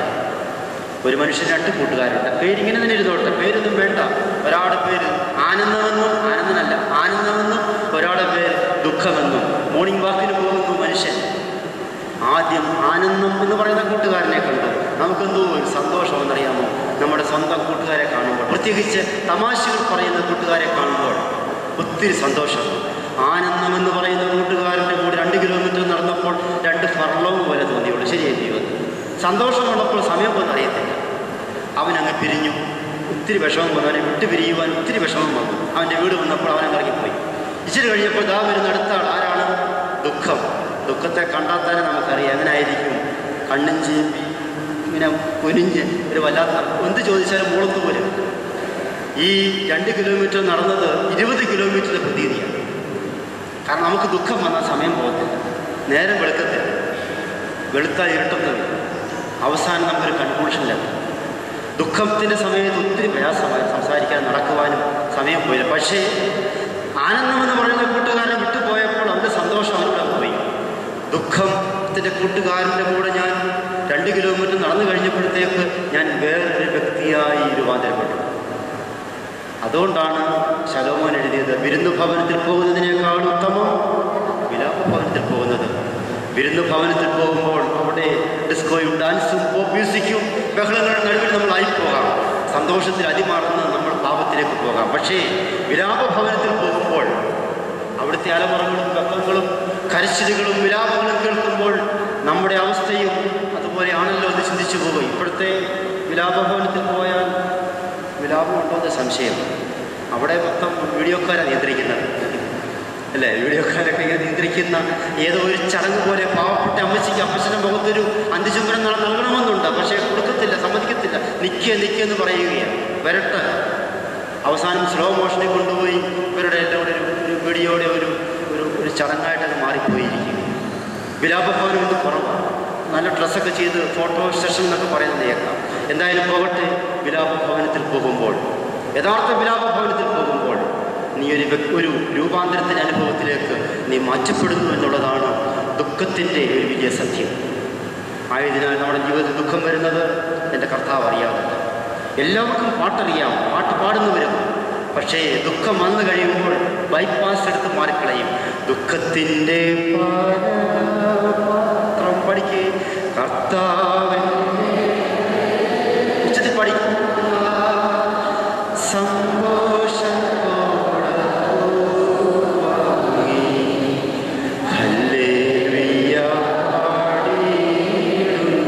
ഒത്തിരി മനോഹരമായ ഗാനം. പക്ഷെ പാടുന്നത് കേട്ടാൽ തോന്നും മരണവീട്ടിലെ പാടത്തും ഈ മരിക്കുന്ന ആൾ പാടുന്നത് പോലെ നമ്മളാ പാടുന്നത്.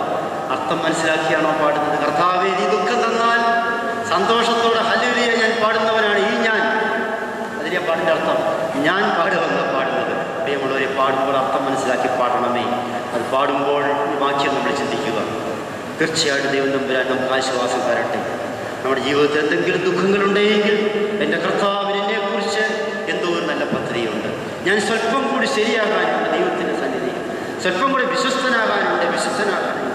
അതിനുവേണ്ടി കർത്താവ് തന്നിരിക്കുന്ന ഒരു ശൂലം.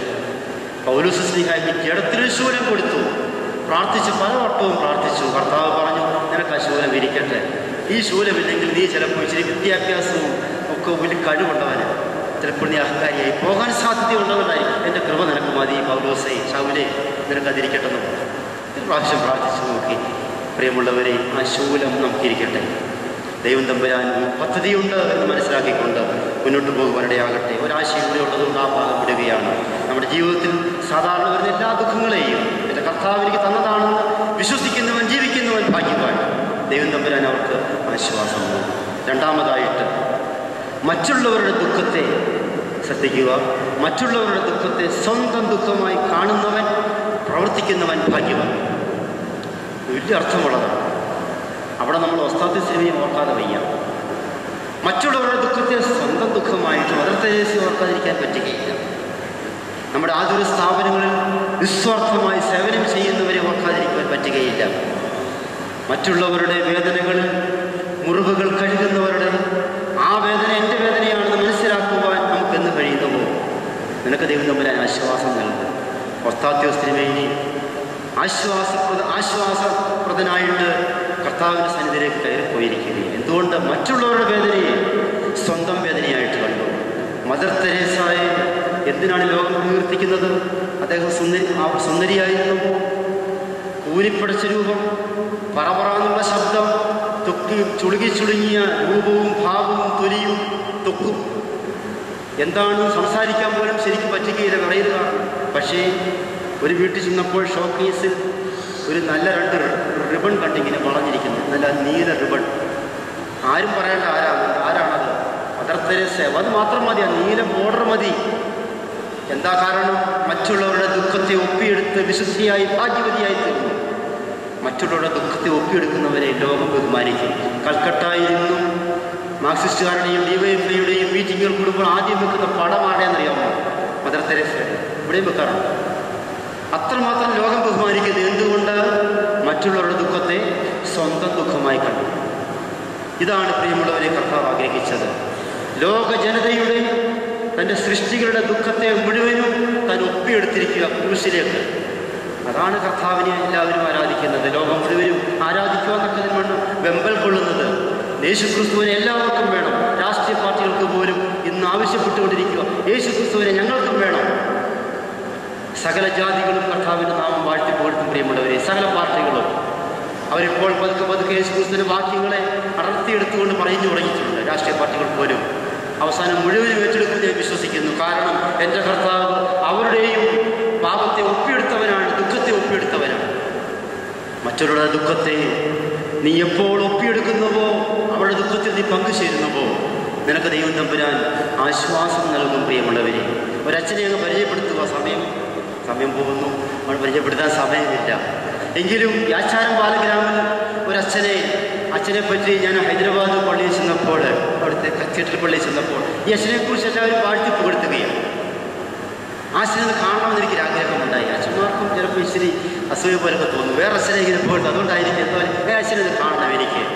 ഈ അച്ഛനെ കാണാൻ വേണ്ടി ഞാൻ പോയി. ആചാരം ബാലഗ്രാം 50 കിലോമീറ്റർ ദൂരമാണ്. അച്ഛനെ കാണാൻ വേണ്ടി ഈ അച്ഛൻ്റെ ഗുണം എന്താണെന്ന് കാണാൻ വേണ്ടി പോയി. ചെന്നപ്പോൾ തെലുങ്ക് പിള്ളേർ അവിടെ മൊത്തം ഈ ആചാരം ബാലഗ്രാമിനെ പറ്റി അറിയാമല്ലോ, വലിയൊരു ബാലഗ്രാമം. പിള്ളേരൊക്കെ കളിക്കുന്നത് ചോദിച്ചു, എവിടെ പോയി അച്ഛനിന്ന് കൊയ്ത്താണ്, പാടത്തിലാണ്, കണ്ട മക്കൾ. അവിടെ ഒരുപാട് പേര് ഉച്ചയായപ്പോൾ ഞാനവിടെ വെയിറ്റ് ചെയ്ത് പെട്ടെന്ന് പറയുകയാണ്, കഷ്ടകൾ കൊണ്ട് അവിടുത്തെ ലെമ്പാഡ്സ് ഗ്രൂപ്പ്, ഒത്തിരി ലെമ്പാടികളുണ്ട്, താടിയൊക്കെ നീട്ടിയുള്ള വല്ലാത്ത ഗ്രൂപ്പാണ്, ആദിവാസികൾ കൊണ്ടത് കൊയ്ത് വിടുകയാണ്. അച്ഛനെ കാണുന്നില്ല. കുറച്ചു നേരം കഴിഞ്ഞപ്പോൾ ഒരു പച്ച കൊണ്ടിട്ടിട്ട് എന്നെ നോക്കി ലെമ്പാടി ചിരിച്ചു, ആദിവാസി. ഞാൻ എന്നെ തന്നെ ചിരിച്ചു കാണിക്കുന്നത്, താടി ഇത്രയോ. ഓടിയും വരും എന്നെ കെട്ടിപ്പിടിക്കുകയാണ്. അച്ഛൻ എപ്പോഴാണ് വന്നത്? മലയാളത്തിൽ സംസാരിക്കുന്നത്. അയ്യോ, ഈ അച്ഛൻ അച്ഛന് ഈ മനുഷ്യൻ മലയാളത്തിൽ ചോദിച്ചപ്പോൾ ആരാ? ഞാൻ ഉദ്ദേശിച്ച അച്ഛനാണ്. ഈ കുഞ്ഞുങ്ങൾക്ക് വേണ്ടി, ആരും പോലും അറിയാത്ത കുഞ്ഞുങ്ങൾക്ക് വേണ്ടി അവിടെ പോയി പണിയെടുക്കുകയാണ്. ഞാൻ കരഞ്ഞുപോയി. ദൈവമേ, ഞാൻ അദ്ദേഹത്തിന് നമസ്കരിച്ചാൽ മതിയാവും. എൻ്റെ മനസ്സിലുണ്ടായതെല്ലാം പോയി. പ്രിയമുള്ളവരെ, മറ്റുള്ളവരുടെ ദുഃഖത്തിൽ ഈ അച്ഛനാണ് അവിടുത്തെ എല്ലാ ജോലിയും ചെയ്യുന്നത്. കൊച്ചു കുഞ്ഞുങ്ങളെ കഴിഞ്ഞ് പഠിക്കുന്ന കുഞ്ഞുങ്ങളൊക്കെ ഉണ്ട്. ഇപ്പോൾ അവിടെ ഡോക്ടേഴ്സ് ഉണ്ട് കേട്ടോ.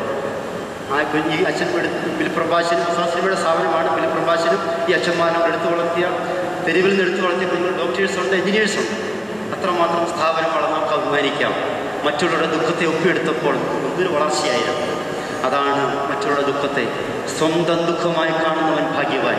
അവനാണ് ഭാഗ്യവാൻ. ജോൺ വർഗീസ് അച്ഛന് പ്രസംഗിക്കുവാനോ പാടുവാനോ അല്ലെങ്കിൽ അങ്ങനെയുള്ള കാര്യങ്ങളൊക്കെ ചെയ്യുവാൻ പറ്റുമായിരിക്കാം, മോശമെന്നല്ല പറയുന്നത്. പക്ഷേ നീ ദുഃഖത്തെ ഒപ്പിയെടുക്കുവാൻ നിനക്ക് എപ്പോൾ പറ്റുന്നുവോ അപ്പോൾ മാത്രമേ നീ ഭാഗ്യവാനാകൂ. പരിശുദ്ധ പരമ്പരയുടെ ചരിത്രം ഒത്തിരി ദുഃഖത്തെ ഒപ്പിയെടുത്ത ചരിത്രമാണ്. കേൾക്കുവാൻ സമയമില്ലാത്തതുകൊണ്ട് ഞാൻ വിടുകയാണ്. അവസാനത്തെ ഒരാശയം കൂടി പറഞ്ഞു നിർത്തുകയാണ്. സമയം നമുക്ക് അതിക്രമിച്ചുകൊണ്ടിരിക്കുന്നുവല്ലോ. നിന്റെ പാപത്തെക്കുറിച്ച് ദുഃഖിച്ച് കരയുന്നവൻ ഭാഗ്യവാൻ. നിനക്ക് ദൈവം തമ്പുരാൻ ആശ്വാസം നൽകും. നമ്മൾ ഈ ലോകത്തിൽ ചെയ്തു വച്ചിരിക്കുന്ന പാപങ്ങളെക്കുറിച്ച് അനുദപിച്ച് മാനസാന്തരപ്പെട്ട് ദുഃഖിച്ച് കരഞ്ഞ് കുമ്പസാരിക്കുന്ന നീ ഭാഗ്യവാൻ. നിനക്ക് എന്ത് കിട്ടും? പാപമോചനമെന്ന ആശ്വാസം കിട്ടും. ഇതാണ് ഏറ്റവും പ്രധാനം. നിന്റെ പാപത്തെക്കുറിച്ച് ഇരുതുള്ളി കണ്ണുനീർ നീ വീഴ്ത്തുന്നുവോ, അജമോ ആണോ എന്ന് നമുക്ക് തരാനില്ല കർത്താവേ. പാപി സ്ത്രീയെ പോലെ ഇരുതുള്ളി കണ്ണുനീർ എൻ്റെ പാപത്തിന് വേണ്ടി പരീക്ഷന് ചുങ്കക്കാരൻ്റെ പ്രാർത്ഥന പോലെ, ആ സ്ത്രീയുടെ പ്രാർത്ഥന പോലെ കർത്താവേ, നിന്റെ പാദപീഠത്തിങ്കൽ ഈ വെള്ളിയാഴ്ച ദിവസം അതിനുള്ള ദിവസമാണ്. പാപത്തെക്കുറിച്ച് ഓർത്ത് ദുഃഖിച്ച് കരയുന്നവർ ഭാഗ്യവാന്മാർ. അവർക്ക് ദൈവം തമ്പുരാൻ പാപമോചനമെന്ന ആശ്വാസം കൊടുക്കും. കുമ്പസാരം ഒരു തിരിച്ചുവിടേണ്ട സമയം കഴിഞ്ഞു. പ്രിയമുള്ളവരെ, ഇപ്പോൾ കൂസോയോ തെറ്റാണെന്ന് ഞാൻ പറയുകയല്ലേ. കൂസോയെ കൊണ്ട് നമ്മൾ തൃപ്തിപ്പെടരുത്. കൂസോയോ എന്ന് പറയുന്നത് കുമ്പസാരിക്കുന്നവർക്ക് കൊടുക്കുന്ന പ്രാർത്ഥനയെ തലയിൽ തേച്ച് പ്രാർത്ഥിക്കുന്ന പ്രാർത്ഥന. കുമ്പസാരം അവരുടെ ഇടവകളിൽ നമ്മൾ കുമ്പസാരിക്കണം. പാപത്തെക്കുറിച്ച് ദുഃഖിച്ച് കരയണം. അച്ഛന്മാരുടെ സന്നിധിയിൽ പോയി കുമ്പസാരിക്കുക. അച്ഛനെ പിന്നെ 3 വർഷം കാണട്ടെയോ? ചിന്തിക്കേണ്ട ആവശ്യമില്ല. അച്ഛനെ അങ്ങനെ കാണാൻ പാടില്ല. ഒരച്ഛന്മാരും ഒരു വൈദികരും അങ്ങനെ കാണുകയില്ല. കണ്ടാൽ തന്നെ അച്ഛന് അതിൻ്റെതായ പ്രതിഫലം ദൈവം തമ്പുരാൻ കൊടുത്തോട്ടെ. ആരെങ്കിലും പറഞ്ഞിട്ടുണ്ടെങ്കിൽ ഒരിക്കലും അങ്ങനെ പറയാൻ പാടില്ല. അച്ഛനോട് പറയുന്നത് അർത്ഥം മനസ്സിലായല്ലോ. അപ്പോൾ ഒരു പാപം കുമ്പസാര സമയത്ത് കുമ്പസാര പിതാവിനോട് പറഞ്ഞാൽ ആ വ്യക്തിയോട് പറയുന്നത്. ഏത് വ്യക്തിയോട്? ആ വ്യക്തിയിലേക്ക് പോകരുത്. അതിന് മുമ്പ് ദൈവത്തെ സമർപ്പിച്ചേക്കും. അതാണ് അതിൻ്റെ തിയോളജി. അങ്ങനെ പഠിപ്പിക്കുന്നത്. പ്രിയമുള്ളവരെ, അപ്രകാരം കുമ്പസാരിച്ച് പാപക്കെട്ടുകളെ ചുമടുകളെ പരിപൂർണമായി കഴുകിക്കളഞ്ഞുകൊണ്ട് ഹൃദയശുദ്ധിയുള്ളവർ ഭാഗ്യവാന്മാർ. അവർ ദൈവത്തെ കാണും. ഹൃദയശുദ്ധിയെ പ്രാപിക്കുമ്പോൾ, ഹൃദയശുദ്ധിയെ പ്രാപിക്കണമെങ്കിൽ ദുഃഖിച്ചെങ്കിലേ മതിയാകും. മാർത്തടിച്ച് ദുഃഖിച്ച് കരയണം. പരീക്ഷനെ പോലെ ഇന്നിവിടെ കുർബാനയ്ക്ക് തിരുമേനി വായിച്ച വേദഭാഗം തന്നെയാണ്. അതുകൊണ്ട് മാർത്തടിച്ച് കരയുന്ന ഞാൻ ഉച്ചത്തിൽ കരയുവാനുള്ളതല്ല. ആ അർത്ഥത്തിൽ അത് മനസ്സിലാക്കാൻ കർത്താവിനിടയാകണമേ എന്ന് പ്രത്യേകമായിട്ട് ഓർപ്പിക്കുന്നു.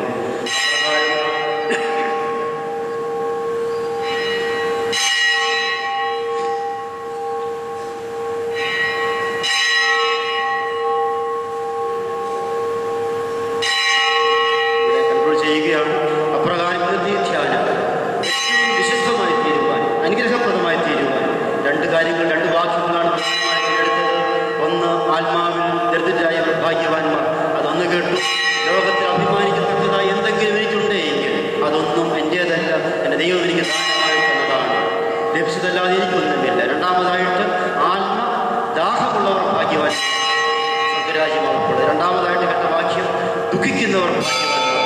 അത് പ്രധാനമായിട്ട് നമ്മൾ കേട്ടത്, എൻ്റെ ജീവിതത്തിൽ വരുന്ന ഏത് ദുഃഖമാണെങ്കിലും അതെൻ്റെ കർത്താവ് എനിക്ക് ദാനമായി തന്നത് എന്ന് ചിന്തിച്ചുകൊണ്ട് അതിനെ സഹിഷ്ണുതയോടെ അനുഭവിക്കുന്നവൻ ഭാഗ്യവാൻ. ദൈവം തമ്പുരാൻ ഇതിനപ്പുറത്തൊരു ആശ്വാസം അവർക്ക് കൊടുക്കും. രണ്ടാമതായിട്ട് കേട്ട ആശയം മറ്റുള്ളവരുടെ ദുഃഖത്തെ സ്വന്തം ദുഃഖമായിട്ട് കണ്ടവൻ. മൂന്നാമതായിട്ട് കേട്ടത് എന്തുവായിരുന്നു? പാപത്തെക്കുറിച്ച് ദുഃഖിച്ച് കരയുന്നവർ, വിലപിക്കുന്നവർ, കുമ്പസാരിക്കുന്നവർ ഭാഗ്യവാന്മാർ. ദൈവം തമ്പുരാൻ അവർക്ക് ആശ്വാസം കൊടുക്കും. ഇതായിരിക്കട്ടെ ഈ ദിവസത്തെ ചിന്താവിഷയം. ഇത് വെറും കേട്ടു, നിങ്ങൾ ഒത്തിരി ശ്രദ്ധയോടെ, ഇത്രയും ശബ്ദം അത്ര ക്ലാരിറ്റി ഇതിനകത്തില്ല എങ്കിലും ശ്രദ്ധയോടെ നിങ്ങൾ കേട്ടതിൽ ദൈവത്തെ സ്തുതിക്കുന്നു. ഈ കേൾവി ഹൃദയത്തിലേക്ക് ഇറങ്ങിച്ചെന്ന് ആഴമായി പതിക്കുവാനും കല്ലുപോലെയുള്ള ഹൃദയങ്ങളെ മെഴുകുപോലെ ഉരുകുവാൻ തക്കത്തിൽ വണ്ണം കർത്താവ് നിങ്ങൾക്കിടയാകട്ടെ എന്ന് ആശ്വസിക്കുകയും പ്രാർത്ഥിക്കുകയും ചെയ്യുന്നു. അപ്രകാരം ഭാഗ്യാവസ്ഥ പ്രാപിക്കുവാൻ ദൈവമേ ഈ വചനത്തിനിടയാകണമേ, ഈ മക്കൾക്കിടയാകണമേ നമുക്ക് പ്രാർത്ഥിക്കാം. ഈ ദൈവത്തിൻ്റെ അനുഗ്രഹം എല്ലാവർക്കും ഉണ്ടാകട്ടെ എന്ന് ആശ്വസിക്കുകയും പ്രാർത്ഥിക്കുകയും ചെയ്യുന്നു. എൻ്റെ പേര് ജോൺ വർഗീസ് അച്ഛൻ. ഞാനിപ്പോൾ തുമ്പുമൺ പള്ളിയിൽ ശുശ്രൂഷ ചെയ്യുന്നു. ആ പള്ളിക്ക് വേണ്ടി എനിക്ക് വേണ്ടി പ്രത്യേകമായിട്ട് പ്രാർത്ഥിക്കുക. എന്തെങ്കിലും വിശ്വാസ സംബന്ധമായ സംശയങ്ങളോ എന്തെങ്കിലും ഉണ്ടെങ്കിൽ ഫോണിൽ നിങ്ങൾക്ക് എന്നെ ബന്ധപ്പെടാം. വിശ്വാസ സത്യങ്ങളെക്കുറിച്ചോ അങ്ങനെയുള്ള കാര്യങ്ങൾ, പ്രാർത്ഥനാ വിഷയങ്ങളെക്കുറിച്ചോ പറയണമെന്നുണ്ടെങ്കിൽ എൻ്റെ ഫോൺ നമ്പർ എല്ലാവരും എഴുതാൻ സൗകര്യമുണ്ടെന്ന് അറിയത്തില്ല. 9446324941. എന്തെങ്കിലും വിശ്വാസപരമായ കാര്യങ്ങളോ സത്യങ്ങളോ മനസ്സിലാക്കണമെന്നുണ്ടെങ്കിൽ അതിന് ഫോണിൽ ബന്ധപ്പെട്ടാൽ, അല്ലെങ്കിൽ ഇനിയും ഉണ്ട് ബന്ധപ്പെട്ടാൽ 9446324941. 944-632-4941. എല്ലാവരും എനിക്ക് വേണ്ടി പ്രത്യേകമായിട്ട് പ്രാർത്ഥിക്കണമെന്ന് ഓർപ്പിച്ചുകൊണ്ടും ഇത്രയും നേരം വളരെ ശ്രദ്ധയോടും ഭക്തിയോടും കൂടി ശ്രമിച്ച് ധ്യാനത്തിൻ്റെ ആത്മാവിലിരുന്ന എല്ലാവരെയും ദൈവം അനുഗ്രഹിക്കട്ടെ എന്ന് പ്രാർത്ഥിക്കുകയും ചെയ്യുന്നു. ഇങ്ങനൊരു അവസരം ഈ പ്രസിദ്ധമായ പരിശുദ്ധമായ ആലയത്തിൽ ഒരുക്കിയതിനുള്ള പ്രത്യേകമായ നന്ദി ബഹുമാനപ്പെട്ട അപ്പാച്ചന്മാരോടും ബഹുമാനപ്പെട്ട വൈദിക ശ്രേഷ്ഠരോടും എല്ലാവരോടും അറിയിച്ചുകൊണ്ട് ഞാൻ എൻ്റെ വാക്കുകൾ നിർമ്മിക്കുകയും ചെയ്യും. ദൈവം എല്ലാവരെയും വാഴ്ത്തി അനുഗ്രഹിക്കുമാറാകട്ടെ.